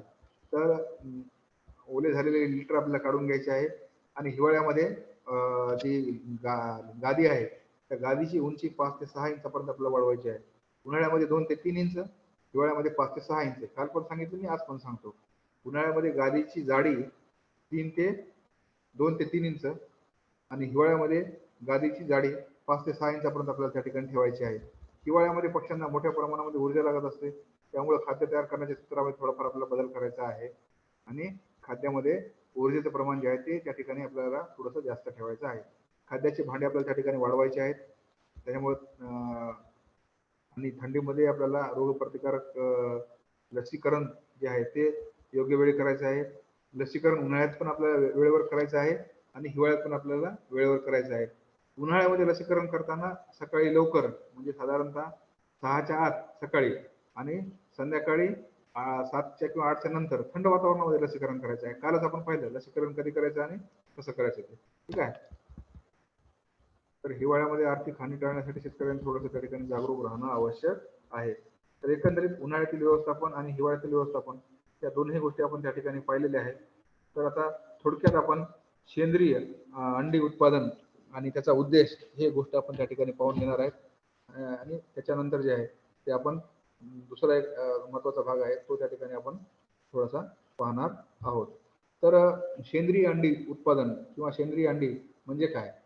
तर सेंद्रिय हा शब्द अंड्यासाठी वापरला जातो आणि अंड्यासाठी अशा अंड्यासाठी वापरला जातो की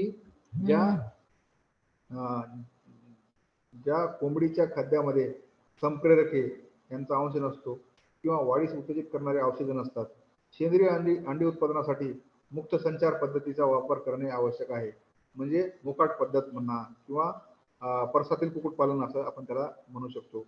तर कोंबड्यांना मोठ्या प्रमाणावर जागा त्या ठिकाणी लागत असते आणि त्या मोकळ्या जागेमध्ये पक्षी हे नैसर्गिक पद्धतीमध्ये आपण वाढवत असतो. तर सेंद्रिय अंडी उत्पादनाचा उद्देश जो आहे तो वेगवेगळ्या खाद्य घटकातून कीटकनाशके, औषधे, प्रतिजैविके, संप्रेरके इत्यादीचा वापर झाल्यास हे घटक खाद्यातून कोंबडीच्या शरीरात जातात व त्यामधून अंड्यामध्ये किंवा मांसामध्ये जात असतात.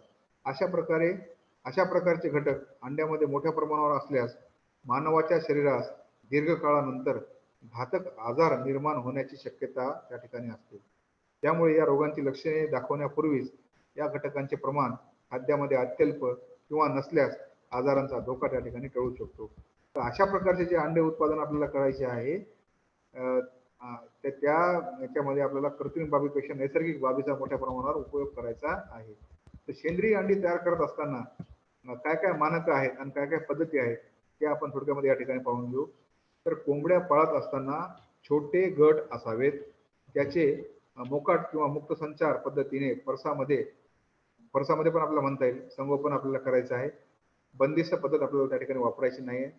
कोंबड्यांची जात निवडत असताना कमी वजन वाढणाऱ्या कोंबड्या, वाढीचा वेग कमी असलेल्या जातींना प्राधान्य देण्यात यावे. म्हणजे काय, तर गावठी कोंबड्या त्या ठिकाणी आपल्याला त्या ठिकाणी पाळायच्या आहेत. तर गावठी कोंबड्या आपल्याला त्या ठिकाणी पाळायच्या आहेत. आणि औषधांचा सतत मोठ्या प्रमाणावर होणारा वापर आपल्याला त्या ठिकाणी टाळायचा आहे. फक्त आजारी पक्षी असतील तर त्यांनाच आपल्याला औषधोपचार करायचा आहे. शक्यतो आयुर्वेदिक किंवा होमिओपॅथिक औषधांचा त्या ठिकाणी वापर करायचा आहे. महत्त्वाच्या रोगाविरोधात जी लस आहे, ती लसीकरण आपल्याला करणं आवश्यकच आहे. पक्ष्यांच्या आरोग्याविषयी प्रयत्न आपल्याला त्या ठिकाणी करायचे आहेत. प्रत्येक कुक्कुटपालक क्षेत्रावर सर्व प्रकारच्या नोंदी आपल्याला त्या ठिकाणी ठेवायच्या आहेत. संकर करण्यासंबंधी योग्य तो कार्यक्रम आखून विदेशी पक्ष्यांसोबत संकर करायचा नाही आहे. संकर विदेशी पक्ष्यांसोबत करायचं नाही आहे. गावठी कोंबड्यांसोबतच आपल्याला संकर करायचं आहे. संकर करत असताना फक्त कोंबडीची फलित अंडी घालण्याचे प्रमाण वाढेल ही काळजी आपल्याला त्या ठिकाणी घ्यायची आहे. म्हणून त्यासाठी सुधारित कोंबड्यांच्या जाती किंवा देशी कोंबडींचा वापर त्या ठिकाणी आपल्याला करायचा आहे. देशी कोंबड्या म्हणजे गावठी कोंबड्या, आणि सुधारित कोंबड्या म्हणजे वनराज असेल, गिरिराज असेल, ग्रामप्रिया असेल, कृषीप्रिया असेल, त्याच्यानंतर आपण काल पाहिलं की श्रीनिधी असेल, नंतर मग पुन्हा ग्रामलक्ष्मी असेल, सुवर्णधारा असेल, तर ह्या सुधारित जातीच्या कोंबड्या, कावेरी असेल, ठीक आहे, ह्या सुधारित जातीच्या कोंबड्या आहेत. तर सेंद्रिय कुक्कुटपालनाचा उद्देश काय आहे? तर सेंद्रिय कुक्कुटपालनाचा उद्देश जो आहे तो उत्कृष्ट आणि चांगल्या दर्जाचे अंडी उत्पादन नैसर्गिक पद्धतीचा वापर करून करणे आणि मानवाच्या आरोग्यास फायदेशीर ठरतील अशी अंडी त्या ठिकाणी उत्पादन करणे. सेंद्रिय अंडी उत्पादनाचा मुख्य उद्देश म्हणजे नैसर्गिक प्रदूषण टाळणे. तर नैसर्गिक प्रदूषण कसं कसं टाळता येईल आपल्याला? लक्षात घ्या, ज्यावेळेस आपण खाद्यामध्ये प्रतिजैविके वापरतो किंवा खाद्यामध्ये आपण इतर घटक वापरतो, तर ते पक्ष्यांच्या विष्ठेमार्फत काय होतं, ते बाहेर पडतात आणि ही पक्ष्यांची विष्ठा आपण काय करतो, खत म्हणून वापरतो. म्हणजे हे काय आहे की हे पक्ष्यांमार्फत जे प्रदूषण त्या ठिकाणी होत असतं, ते प्रदूषण आपण आपल्या जमिनीमध्ये टाकून, जमिनीमध्ये टाकल्यानंतर पुन्हा ते जे आहे ते आपल्या पिकामध्ये त्या ठिकाणी थोड्याफार प्रमाणामध्ये येत असतं. तर हे जे आहे ते होणारं प्रदूषण पण आपण जेव्हा सेंद्रिय कुक्कुटपालन करतो त्या ठिकाणी ते टाळता येतं. नैसर्गिक ऋतुचक्राचा उपयोग करून अंडी उत्पादन आपल्याला करता येतं. यामध्ये माती, जीवजंतू, वनस्पती यांना प्रदूषित न करता नैसर्गिक पद्धतीने आपल्याला मातीची प्रतवारी त्या ठिकाणी वाढवता येते आणि मातीची गुणवत्ता किंवा मृदू जे आपण मृदू त्याला काय म्हणता येईल आपल्याला, मातीची प्रतवारी, मृदू प्रतवारी त्या ठिकाणी आपल्याला चांगली दीर्घकाळ टिकून ठेवता येईल. मातीची होणारी झीज किंवा मृदेची होणारी झीज जी आहे ती आपल्याला त्या ठिकाणी कमी करता येईल. निसर्गामध्ये असलेल्या विविध उत्पादन प्रक्रियेवर व त्याच्यासोबत नैसर्गिक बाबीवर कोणताही विपरीत परिणाम न करता त्याचा वंश जपणे तसेच जंगली जीवजंतू यांचे संवर्धन करणे हाही एक सेंद्रिय कुक्कुटपालनाचा त्या ठिकाणी उद्देश आहे. नैसर्गिक जीवजंतू, पीक उत्पादन आणि पशुसंवर्धन यामध्ये समतोल राखणे व सर्व प्रकारचे प्रदूषण टाळणे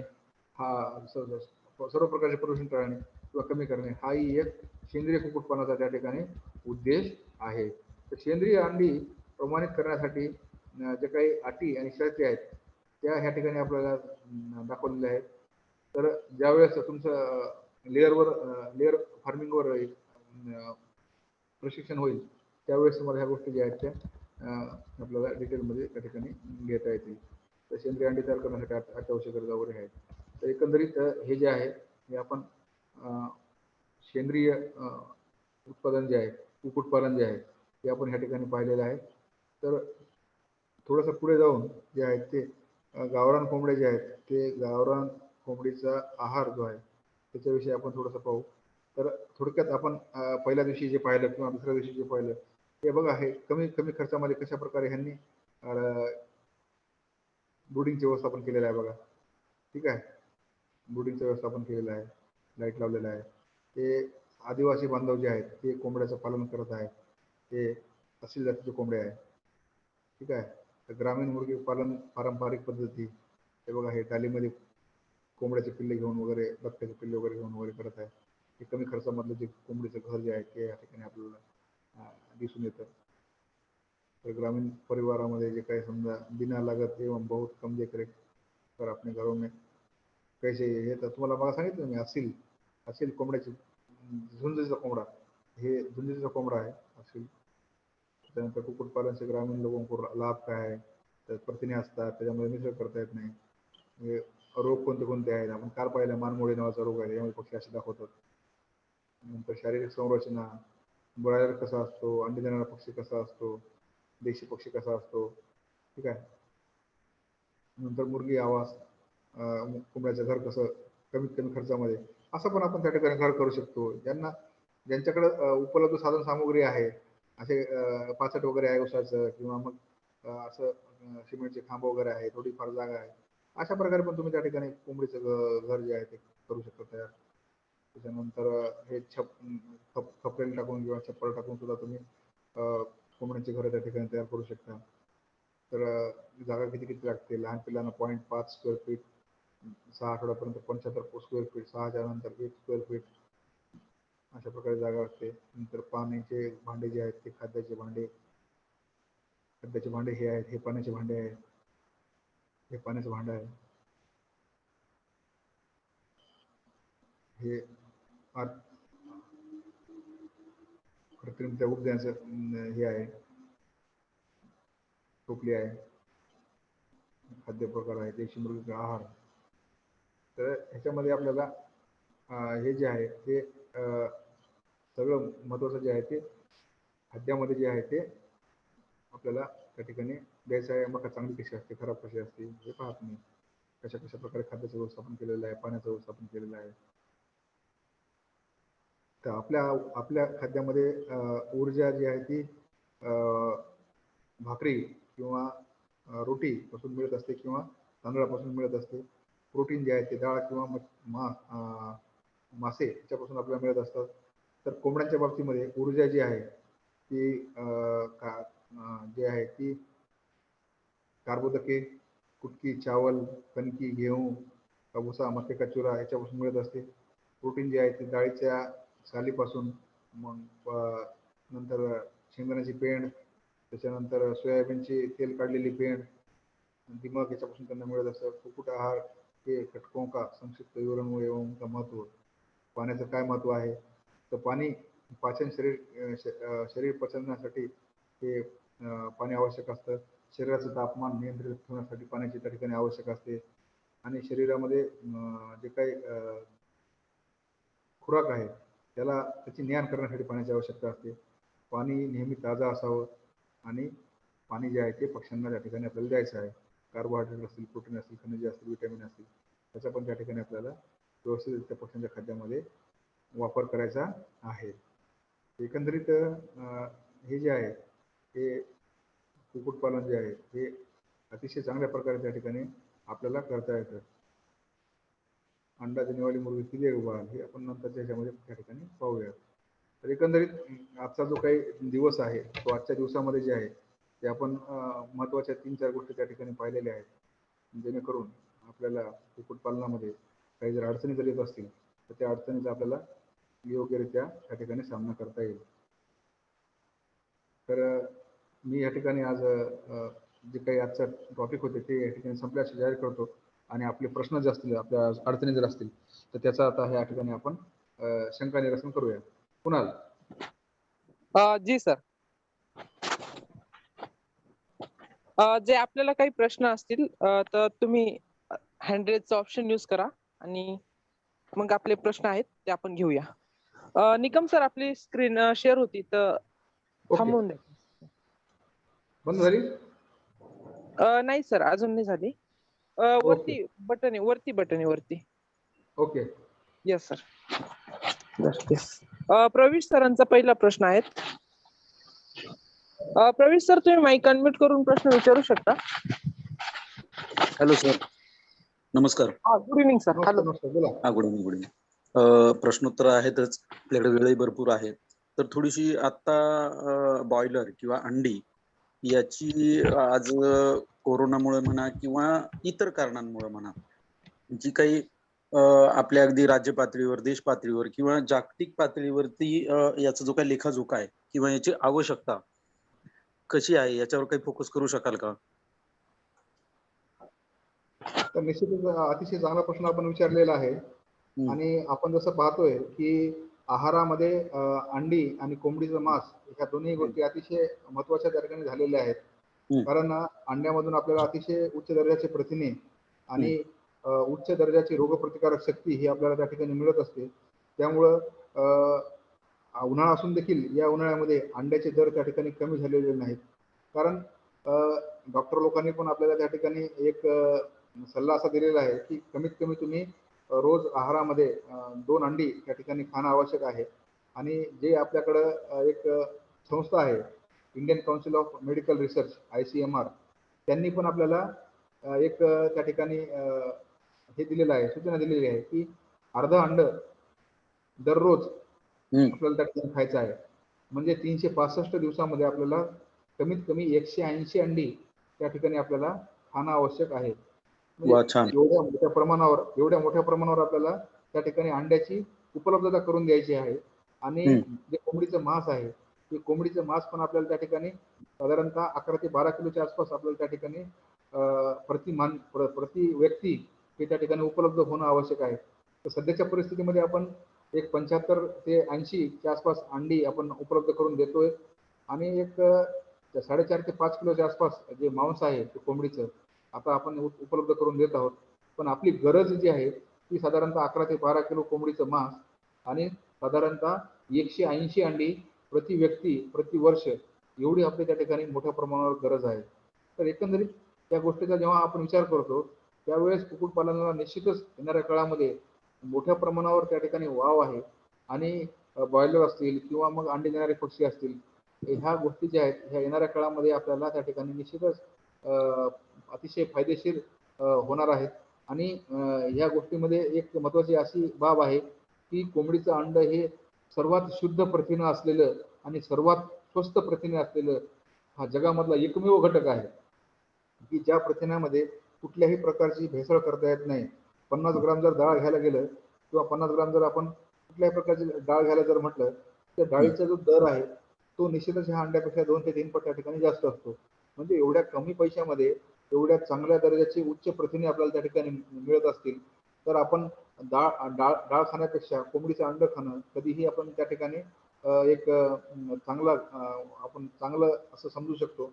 आणि दुसरी महत्त्वाची गोष्ट म्हणजे कोंबडीच्या अंड्यामधले जे प्रथिने जे आहेत, कोंबडीच्या अंड्यामध्ये जे प्रथिने आहेत तर त्यांचं जे काही समजा पचन करण्याची जी काही क्षमता आहे ती समजा साधारणतः 95% आसपास आहे. आणि दुधामधले जे प्रथिने आहेत ती पचवण्याची आपली क्षमता जी आहे ती 85% आहे. म्हणजे दुधापेक्षाही कोंबडीच्या अंड्यामध्ये जे प्रथिने आहेत त्याची बायो अवेलेबिलिटी जेव्हा आपण खातो त्यावेळेस ही निश्चितच जास्त असते.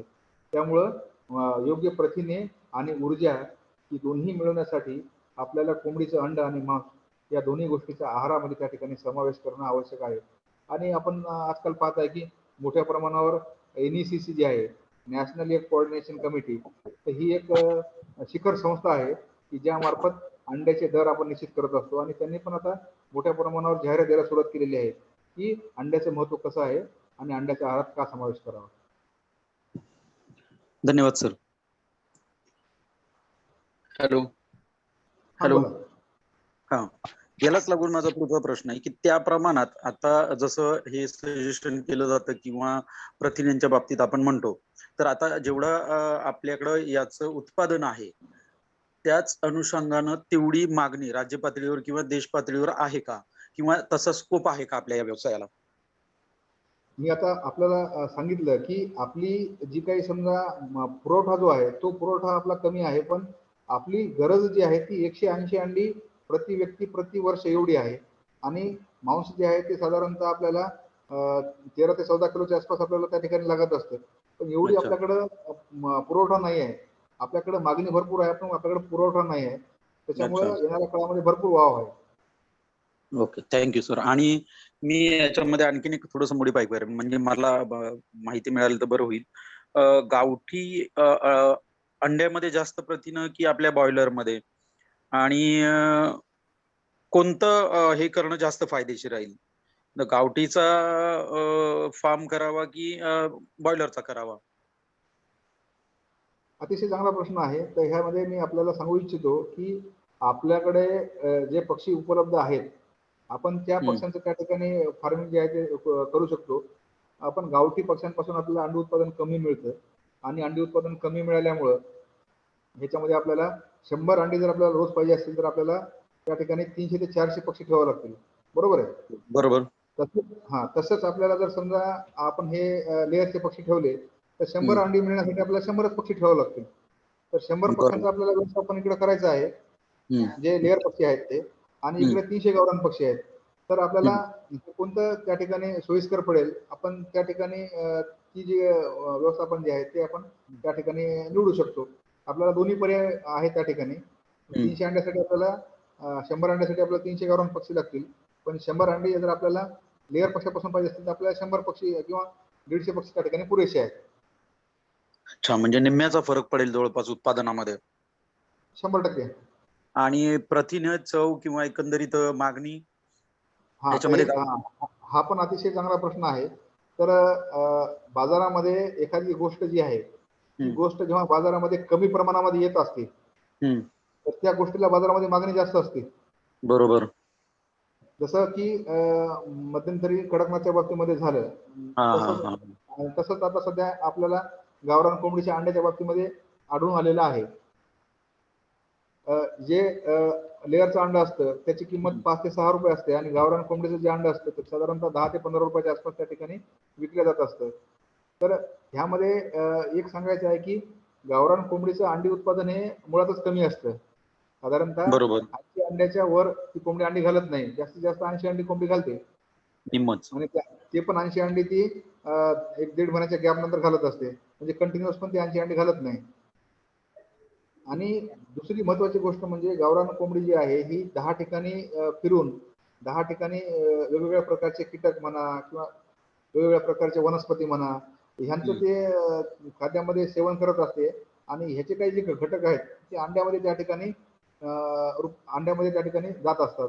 त्यामुळे गावरान कोंबडीच्या जे अंड्यामधला पिवळा बलक असतो त्याचा रंग थोडासा त्या लेअर पक्षापेक्षा डार्क असतो. निश्चितच डार्क असतो. कारण ती कोंबडी फक्त 80 अंडे घालते आणि ही जी कोंबडी आहे लेअरची ती 330 अंडे घालते किंवा 320 अंडे घालते. तर त्याच्यामुळं निश्चितच तो रंग जो आहे तो पिवळा असणार आहे किंवा थोडासा फिकट पिवळा असणार आहे. तर ह्या दोन गोष्टी ज्या आहेत ह्याच्यामुळं अंड्याचा जो दर आहे किंवा अंड्याची जी चव आहे ती चव अंड्याची बदलत नाही. अंड्यामधला कुठलाही घटक गावरान कोंबडीमध्ये जास्त किंवा सरकारी कोंबडीमध्ये कमी असा नसतो. फक्त पिवळ्या बलक जो आहे त्या पिवळ्या बलकाच्या रंगामध्ये त्या ठिकाणी फरक पडलेला असतो. आणि दुसरी गोष्ट आहे की मानसिकता. जसं आता मी तुम्हाला सांगितलं की बाजारामध्ये मागणी जास्त आहे आणि पुरवठा कमी आहे. तर मग पुरवठा कमी असल्यामुळं गावरान कोंबडीची अंडी ही जास्त चांगली असतात असा आपला एक मनामध्ये समज झालेला असतो. आणि दुसरी गोष्ट अशी आहे की गावरान कोंबडीच्या अंड्यामध्ये थोडीफार चव जी आहे एखाद्या वेळेस आपल्याला वेगळी वाटू शकते. कारण ते जसं मी तुम्हाला सांगितलं की कोंबडी बऱ्याच ठिकाणी फिरून ते अंड तयार होत असतं. ठीक आहे. ओके सर, थँक्यू, धन्यवाद.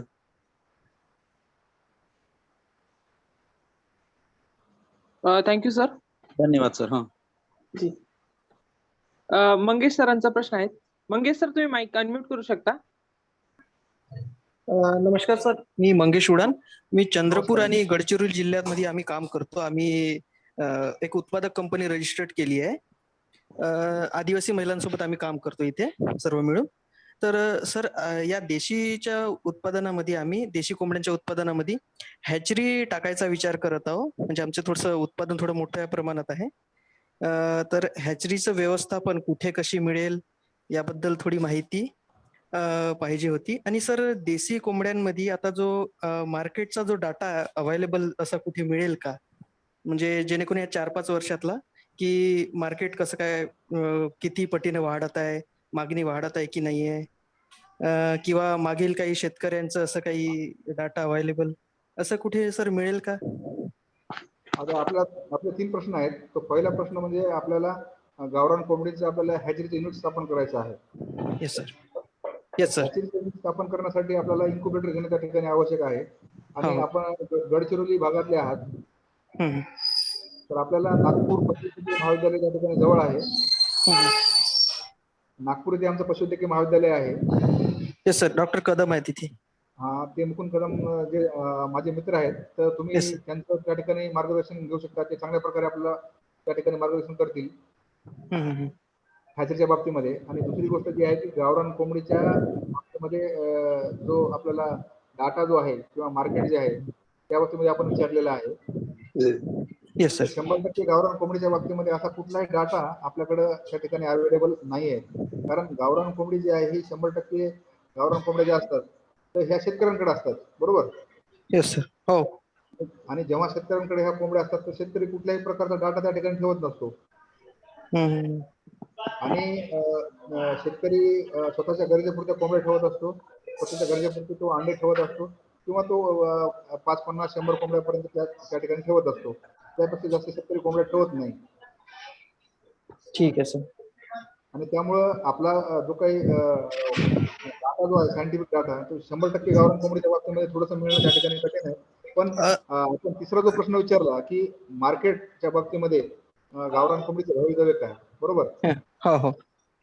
अतिशय चांगलं भवितव्य आहे गावरान कोंबडीच्या बाबतीमध्ये.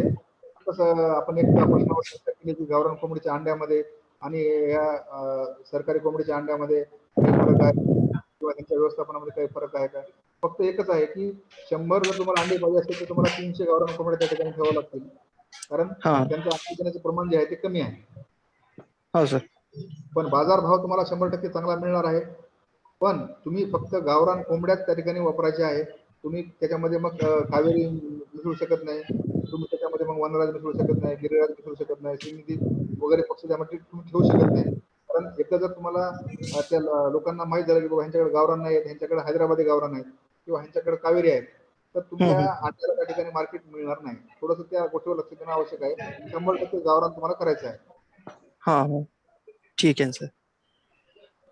आणि जास्त जर माहिती आपल्याला त्या ठिकाणी लागत असेल तर आपण पशुवैद्यकीय महाविद्यालय नागपूर येथे डॉक्टर कदम म्हणून माझे मित्र आहेत, त्यांच्याशी आपण त्या ठिकाणी जाऊन संपर्क करून आपल्याला त्या ठिकाणी माहिती मिळणार. ठीक आहे सर. जी धन्यवाद सर. नूतन सर तुम्ही माईक अनम्यूट करा.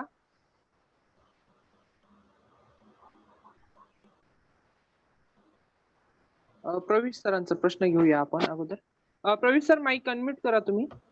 हा सर. सर प्रवीष जाधव. बोला सर. माझा प्रश्न असा आहे की देशी गावरान जे आपण म्हणतो होय. देशी कोंबडी आणि हा जे आता सुधारित गावरान कोंबड्याच्या जाती याच्यामध्ये फरक ओळखायची कशी ती कोंबडी जी आपल्या देशी म्हणतो ती आपण उकरड्यावरची कोंबडी आपल्या घरची पारंपरिक आणि आता जे ह्या नवीन सुधारित जाती आहेत तर बाजारात गेल्यानंतर नेमका हा गोंधळ होतो काही मंडळींचा, तर तो कसा सोडवायचा. हा तर ह्याच्यामध्ये 2-3 गोष्टी अशा आहेत की ज्या गोष्टी आपल्याला त्या ठिकाणी पाहणं आवश्यक आहे. ह्याच्या कोंबड्या असतात समजा ज्या 100% गावरान असतात ते आपल्याला कोणाकडे मिळतील, शेतकऱ्यांकडे. शेतकऱ्यांकडे. बरोबर बरोबर. बाजारामध्ये जो शेतकरी आहे तो आपला ओळखू येतो. बरोबर. तर मग पहिला जो फरक आहे तो शेतकऱ्याकडल्या कोंबड्या आपल्याला घ्यायच्या आहेत. बरोबर. तो व्यापारी नसावा, तो शेतकरीच असावा. आणि ज्यावेळेस आपण बाजारातून कोंबड्या खरेदी करत आहेत त्याला विचारायचं बाबा तुझ्याकडे किती कोंबड्या आहेत. मग तो सांगेल सर माझ्याकडे 50 कोंबड्या आहेत किंवा 30 कोंबड्या आहेत किंवा 40 कोंबड्या आहेत. त्याने जर सांगितलं माझ्याकडे 500 गावरान कोंबड्या आहेत मग त्यावेळेस तिथे शंकेला वाव निर्माण होतो. आणि तो जो शेतकरी आहे जो तुम्हाला सांगतो की माझ्याकडे 500 गावरान कोंबड्या आहेत तर आपण त्याला त्याच्या फार्मवर जाऊन त्याच्या 500 कोंबड्या पाहायच्या आहेत. Yes yes yes yes yes. आणि त्याच्या फार्मवर गेल्यानंतर त्यांनी जर म्हणला आम्हाला की बाबा नाही माझा फार्म लांब आहे, इकडे आहे, तुम्ही तिकडे येऊ शकत नाही, असं तसं, लक्षात घ्या की हा शेतकरी नाही आपल्याला फसवतो. समजून जायचं म्हणजे ज्याच्याकडे आपल्याला 2-5 कोंबड्या आहेत त्या कोंबड्या कळून येतात आणि जो मोठ्या क्वांटिटीमध्ये त्याचा बिझनेस करतो तो साहजिकच आपल्याला ओळखून आला पाहिजे. Yes yes yes. म्हणजे आपली जी जुनी पारंपरिक पद्धत आहे आठवडा बाजाराची होय ती अवलंबायला पाहिजे. होय. बर बर बर बर. धन्यवाद सर. धन्यवाद प्रवीष सर. हा अतिशय महत्वपूर्ण म्हणजे प्रश्न होता कारण की बऱ्याच वेळा काय होतं की आपल्याला डीपी क्रॉस किंवा जे आहेत ते गावठी म्हणून दिले जातात तर मग ते आपले कधी कधी फसवणूक सुद्धा होत असते. शहरामध्येही फसवणूक होते. शहरामध्ये सरळ सरळ देशी गावठी म्हणून तो विकला जातो. माहिती नसते तर होत असते फसवणूक. जी सर. पुढचा प्रश्न आहे नूतन सरांचा प्रश्न आहे. नूतन सर तुम्ही माईक अनम्यूट करू शकता. Good evening sir. नमस्कार. नमस्कार सर. सर आता जे तुम्ही उत्तर दिलं आधीच्या प्रश्नाला, त्याच्यावरून असं लक्षात येतं की गावरान कोंबडीचा धंदा म्हणजे बिझनेस हा मोठ्या स्केलवर आपण घेऊन जाऊ शकत नाही असं त्याचं निष्पन्न होतो का? नाही नाही, एक दोन गोष्टीमध्ये गोंधळ होता कामा नये. ठीक आहे. कारण कारण कसं आहे की आता मी जो आपल्याला सांगितलं की बाबा बाजारामध्ये जो आहे तो आपल्याला शेतकरी ओळखायचा कसा, ही मी आपल्याला सांगितलं. आणि जर समजा तुमच्याकडे जर 500 कोंबडा किंवा किंवा 1000 जर गावरान कोंबड्या तुमच्याकडे खरंच असतील तर तुम्ही ते दाखवायला शेतकऱ्याला काही अडचण नाही त्या ठिकाणी. बरोबर? हा बरोबर सर, बरोबर. म्हणजे एकंदरीत जो शेतकरी त्या ठिकाणी दुसऱ्यांना फसवतो दाखवण्यास अडथळा आणत लक्षात असेल येईल. तर नक्की नक्की समजलं आणि सर. तुम्ही जर 500 कोंबड्या ठेवल्या किंवा 1000 कोंबड्या जरी गावरान तुम्ही ठेवत असाल तर तुम्ही हा. तुमच्या फार्मवर नेऊन दाखवायला काही अडचण नाही ना तुम्हाला. बरोबर बरोबर सर. माझा प्रश्न म्हणजे- माझा हा हा. हा ठीक आहे सर, समजला. माझा प्रश्न होता सर, आपला गावरांवरती काही आपल्याकडे कोर्स आहे का फक्त गावरांसाठी? आता हा जो झाला ऍक्च्युली बॉयलर वरती झाला, मोस्टली होय. सेशन जे बॉयलर वरती झाले. गावरांसाठी आपल्याकडे काही कोर्सेस आहेत का, जी गावरांची माहिती आपल्याला करायची असेल? नाही नाही, गावरान कोंबड्याच्या बाबतीमध्ये जी काही माहिती आहे तर त्या माहितीच्या बाबतीमध्ये आपल्याकडं वर्तमानपत्र वगैरे येतात किंवा आपल्याकडे काही मासिक वगैरे येतात. शेतकरी वगैरे मासिक येतं बघा आपल्याकडे, बळीराजा मासिक येतं हा सर. आणि अॅग्रोवन पेपर येतो, त्याच्यामध्ये यशोगाथा येतात बघा, यशोगाथा. हा तर त्या यशोगाथेमध्ये यशस्वी कुक्कुटपालक म्हणून बऱ्याच वेळेस काही लेख येतात शेतकऱ्यांचे. Okay sir, okay. तर ते थोडंसं लेखाचा संग्रह वगैरे करून आपण जे आहे ते आपल्या ज्ञानामध्ये त्या ठिकाणी भर पाडू शकता. किंवा काही पुस्तकं पण बाजारामध्ये उपलब्ध आहेत. ते हा. परसातील कोंबडी पालन, परसातील कोंबडी पालन किंवा गावरान कोंबडी पालन किंवा त्याला अजून परसबागेतील कुक्कुटपालन असं आपल्याला पुस्तकं बाजारामध्ये उपलब्ध आहेत. ओके. आपल्याकडे काही कोर्स नाही ना असं जे आता जे कंडक्ट आपण जसं केलंय आता? नाही, गावरान कोंबड्याच्या बाबतीमध्ये एकतर आपल्याला ही जे आपण कोर्स जो आहे तो शक्यतो आपण एकत्रित क्लब करतो, व्यावसायिक कुक्कुटपालन म्हणून क्लब करतो. त्या व्यावसायिक बरोबर. कुक्कुटपालनामध्ये एक दिवस जो आहे तो आपण गावरान कोंबडीच्या बाबतीमध्ये सगळी त्याच्यावर चर्चा करत असतो. ठीक आहे सर, ठीक आहे. Thank you sir, thank you.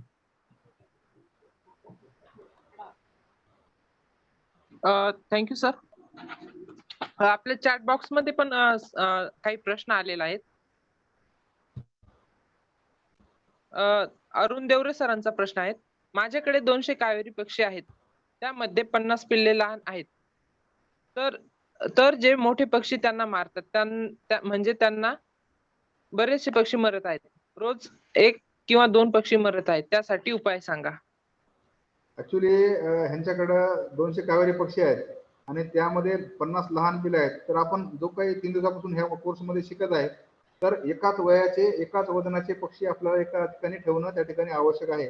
लहान मोठे पिल्लं त्या ठिकाणी एकत्रित असणं अपेक्षित नाही.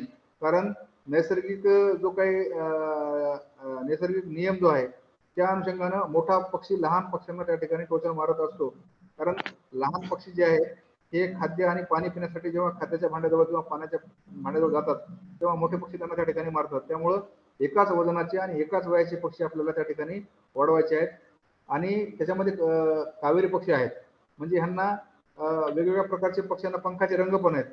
जेव्हा ज्या वेळी वेगवेगळ्या रंगाचे पक्षी आपण एका ठिकाणी ठेवतो निश्चितच त्या ठिकाणी मोठे पक्षी लहान पिल्लांना 100% त्या ठिकाणी मारत असतात. त्यामुळे एकच उपाय आहे याच्यावर की आपल्याला लहान पक्षी मोठ्या पक्ष्यांपासून वेगळे करायचे आहेत आणि लहान पक्ष्याचं खाद्याचं आणि पाण्याचं व्यवस्थापन हे वेगळं करायचं आहे, जेणेकरून मोठ्या पक्ष्यांसोबत त्यांचा संपर्क त्या ठिकाणी येणार नाही. बरोबर सर. आणि त्याचबरोबर त्यांच्या खाण्यावर सुद्धा देखील परिणाम होईल आणि जे लहान पक्षी आहेत त्यांच्याकडे पण आपल्याला बरोबर चांगल्या प्रकारे लक्ष देता येईल आणि मोठ्या पक्ष्यांना केव्हा आणि कसं खायला द्यायचं त्यात पण सुद्धा होऊ शकतं. एक प्रश्न आहे तर त्यांनी विचारलं की सर मला नवीन शेड उभे करायचे आहे तर सुरुवातीला किती पक्षी आणले पाहिजेत? आपण सुरुवातीपासून सांगतो आहे की आपण सुरुवात जी आहे ती मांसल पक्षी किंवा ब्रॉयलर पक्षी जे आहेत ते 100 पक्षी 200 पक्षी जास्तीत जास्त 500 पक्षापर्यंत आपण सुरुवात करू शकता. ह्याच्यापेक्षा जास्त तुम्हाला पक्षी सुरुवातीला आणायचे नाही आहेत. कारण तुम्ही नवीन आहात, नवीन असल्यामुळे तुम्हाला त्या ठिकाणी अनंत अडचणीचा सामना करावा लागणार आहे. त्यामुळे तुम्ही 100 पक्षापासून किंवा 200 पक्षापासून सुरुवात करायची आहे. जास्तीत जास्त 500 पक्षांपर्यंत तुम्ही त्या ठिकाणी जायचं आहे. निश्चित सर. कारण की अनुभवातून म्हणजे तुम्हीच मागे बोलले होते की अनुभवातून शिकत जा, अनुभवातूनच मोठे व्हाल. तरच सर्व काही पुढे योग्य असेल. तरच बरोबर आहे सरांचं. तर आपण ज्यावेळेस आपल्या आपल्या व्यवसायातून शिकत जाऊ त्याच वेळेस आपल्याला पुढे मोठा होता येईल. नाहीतर आपण सुरुवातीलाच जर मोठा पाऊल टाकलं तर कधी कधी तो धोक्याचा पण असू शकतो. जी थँक्यू सर. कुणाला काही प्रश्न आहेत का अजून?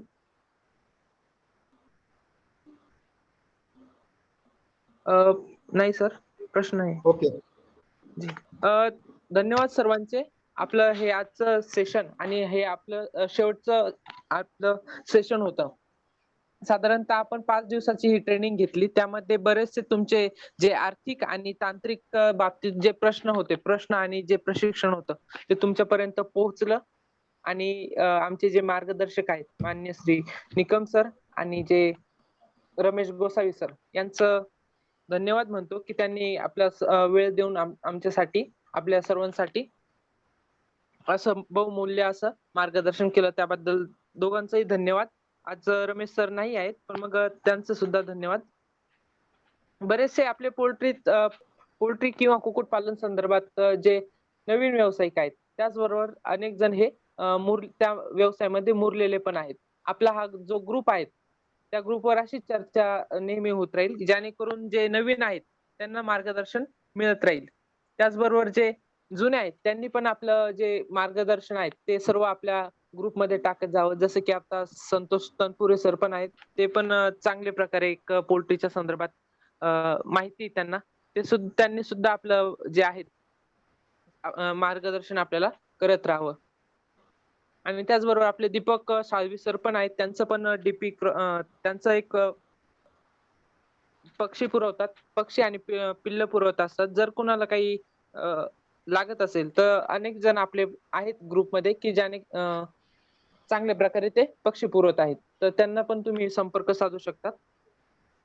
सर्व जेवढे आपले मान्यवर होते त्यांचं पण धन्यवाद. आणि ज्यांनी सहभाग घेतला होता या प्रशिक्षणामध्ये त्यांचा सुद्धा धन्यवाद. आणि त्यांचा जो पुढचा प्रवास आहे जे नवीन आहेत त्यांचा जो नवीन प्रवास आहे किंवा त्यांना स्थापन करायची पोल्ट्री त्यांचा नवीन प्रवास हा सुखमयी आणि चांगला लाभदायी हो अशी सर्वांना शुभेच्छा आहेत. आपण सर्वांनी माईक अनम्यूट करू शकतात. जर काही बोलायचं असेल तर बोलू शकता.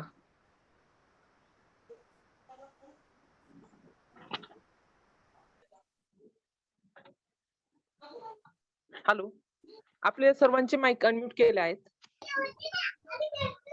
सर नमस्कार सर. नमस्कार मॅडम. हा बोला. सर, मला मुंबईला अंड्याचा व्यवसाय करायचा असेल तर कुठून आणि कशी मला माहिती? मुंबईला तुम्हाला काय करायचंय? अंड्यांचा व्यवसाय. अच्छा, कोणती गावरान अंडी का काय आपली लेअरची अंडी? दोन्ही दोन्ही.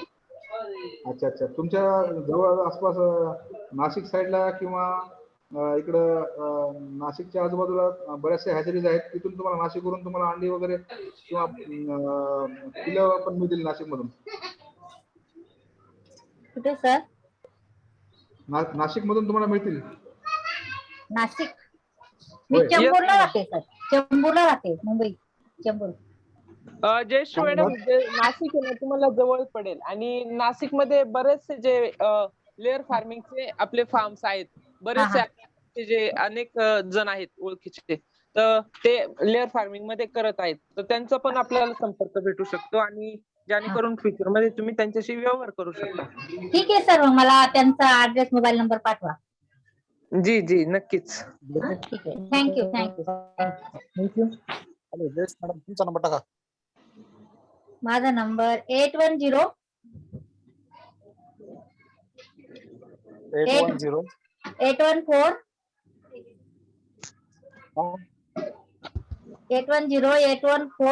1600.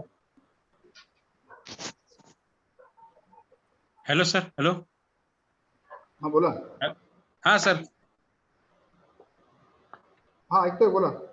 हा सर. हो. Hello sir. हा बोला. आवाज येतोय आपला, बोला. हॅलो.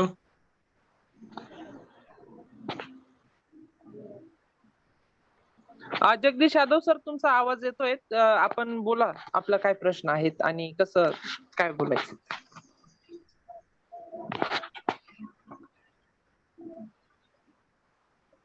हॅलो. हॅलो. हा जी बोला ना सर, आवाज हा येतोय सर. तुमचा. हॅलो. हा सर, तसं देशी कोंबडी जर मोठ्या प्रमाणात कोणाचं असलं तर ते अंडी वगैरे विक्रीसाठी व्यवसाय करायचा तर मोबाईल नंबर वगैरे मिळतील काय? जी सर, आपल्याच ग्रुपमध्ये पण आहेत जे देशी कुक्कुट पालन करत आहेत. हा तर त्यांचं पण मग आपण ग्रुपवर चर्चा करू शकतात की बरेचसे जण आपले म्हणजे कुक्कुट पालन हे देशी आहेत काय? म्हणजे पक्ष्यांचं. तुमच्याला विचारलं तर नंतर मिळणार ते. जी म्हणजे सर, काही तुमच्याकडून जण मिळणार. आपले करतायत. हो हो. हा हा हा. ठीक आहे ठीक आहे. थँक्यू. जी थँक्यू जगदीश सर. सर कुठून बोलताय? हॅलो. जगदीश सर हे एक महाराष्ट्र आणि जे कर्नाटक बाउंड्री आहे त्याच्या जवळच आहेत, कोल्हापूर जवळ. अच्छा अच्छा.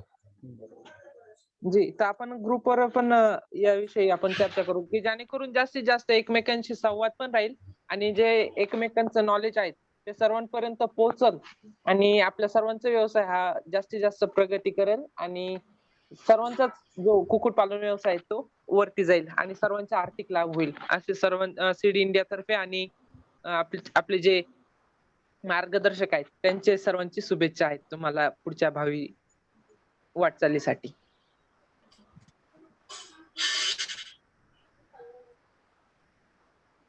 तर धन्यवाद सर्वांचे.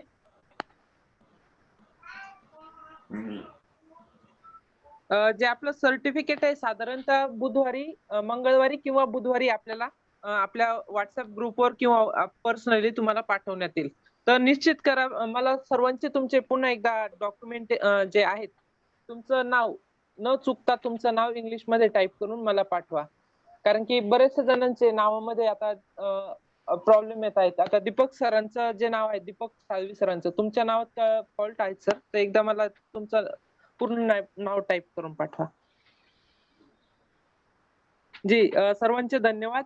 आपलं जे पुढचं जे सेशन आहे, आपण पुढचं पण जे एक कोर्स चालू करत आहोत लेअर फार्मिंगचा आहे तो, अंड्यावरील कोंबडींचा आहे तो. तर साधारणतः तो पण असाच कोर्स असेल की जेणेकरून जास्तीत जास्त आपल्याला जे शेतकरी आहेत आणि आता बघितलंच आहे की कोरोनामुळे जसं की अंड्यांचं प्रमाण जे आहेत त्याची मागणी सुद्धा वाढली आहे.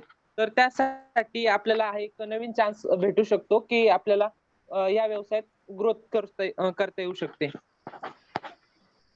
तर पुढच्या सेशनला सुद्धा जर तुम्ही इच्छा असेल तर तुम्ही त्यात पण तुम्ही जॉईन होऊ शकता आणि सीड इंडिया तर्फे जे कोर्स चालेल त्यात तुम्ही सहभागी होऊ शकता. साधारणतः तो जो कोर्स आहे लेअर फार्मिंगचा, तो आपला 4 तारखेपासून सुरू होईल. 4 ते 9 तारखेच्या दरम्यान असेल. क्षीरसागर बोलतोय. आपला सीड इंडियाचा जो ग्रुप केलाय आता व्हॉट्सअप ग्रुप, हा किती दिवस ऍक्टिव्ह असेल? चालूच राहील सर, जोपर्यंत आपल्या ग्रुपवर काही माहिती येत राहील तर तोपर्यंत कंटिन्यू तो चालूच राहील. आता पुढे आपण याच्या संदर्भात म्हणजे कंटिन्यू आपण पोल्ट्रीच्या संदर्भात ट्रेनिंग घेत आहोत. तर मग त्यात बरेचसे जण नवीन पण जॉईन होत असतील. धन्यवाद. जी सर. जर आपण पण याच्या पुढची पण एक बॅच राबवणार आहोत म्हणजे कुक्कुट पालन विषयी. तर बरेचसे जण ज्यांना भाग नाही घेता आला किंवा त्यांना वाटत नव्हतं की होईल, तर त्यांच्यासाठी पुन्हा आपण एक पुढची पण बॅच चालू करत आहोत. दीपक मालविया सर, आपण लवकरच गोट फार्मिंगचा पण कोर्स करत आहोत. साधारणतः 9 तारखेपासून सुरू होत आहे तो. तर तो पण अशाच प्रकारचा असेल. तर बरेचसे जे गोट फार्मिंग आपण करत पण असाल किंवा काही नवीन पण असेल किंवा करायचं असेल त्यांच्यासाठी हा महत्वपूर्ण असा कोर्स असेल.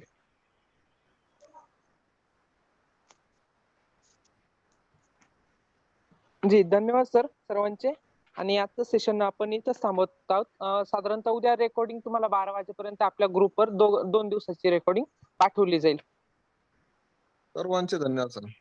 जी सर्वांचे धन्यवाद आणि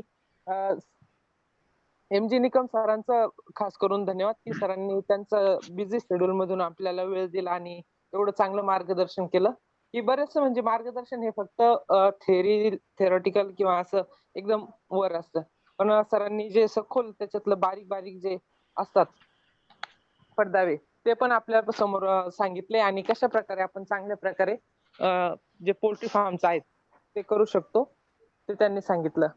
तर त्याबद्दल पुनश्च एकदा निकम सरांचं धन्यवाद. आणि आजचा आपलं सेशन 5वं सेशन आहे ते थांबत आहेत आणि आपली ही ट्रेनिंगचं जे शेवटचं होतं ते पण आपण थांबवत आहोत. तर सर्वांचे धन्यवाद धन्यवाद. आणि नक्कीच भेटूया आपण. पुढच्या काही जर ट्रेनिंग असतील त्या तुमच्यापर्यंत पोहोचवण्यात येतील, तर त्यात पण जर तुम्हाला सामील व्हायचं असेल तर नक्की सामील व्हा. Thank you very much.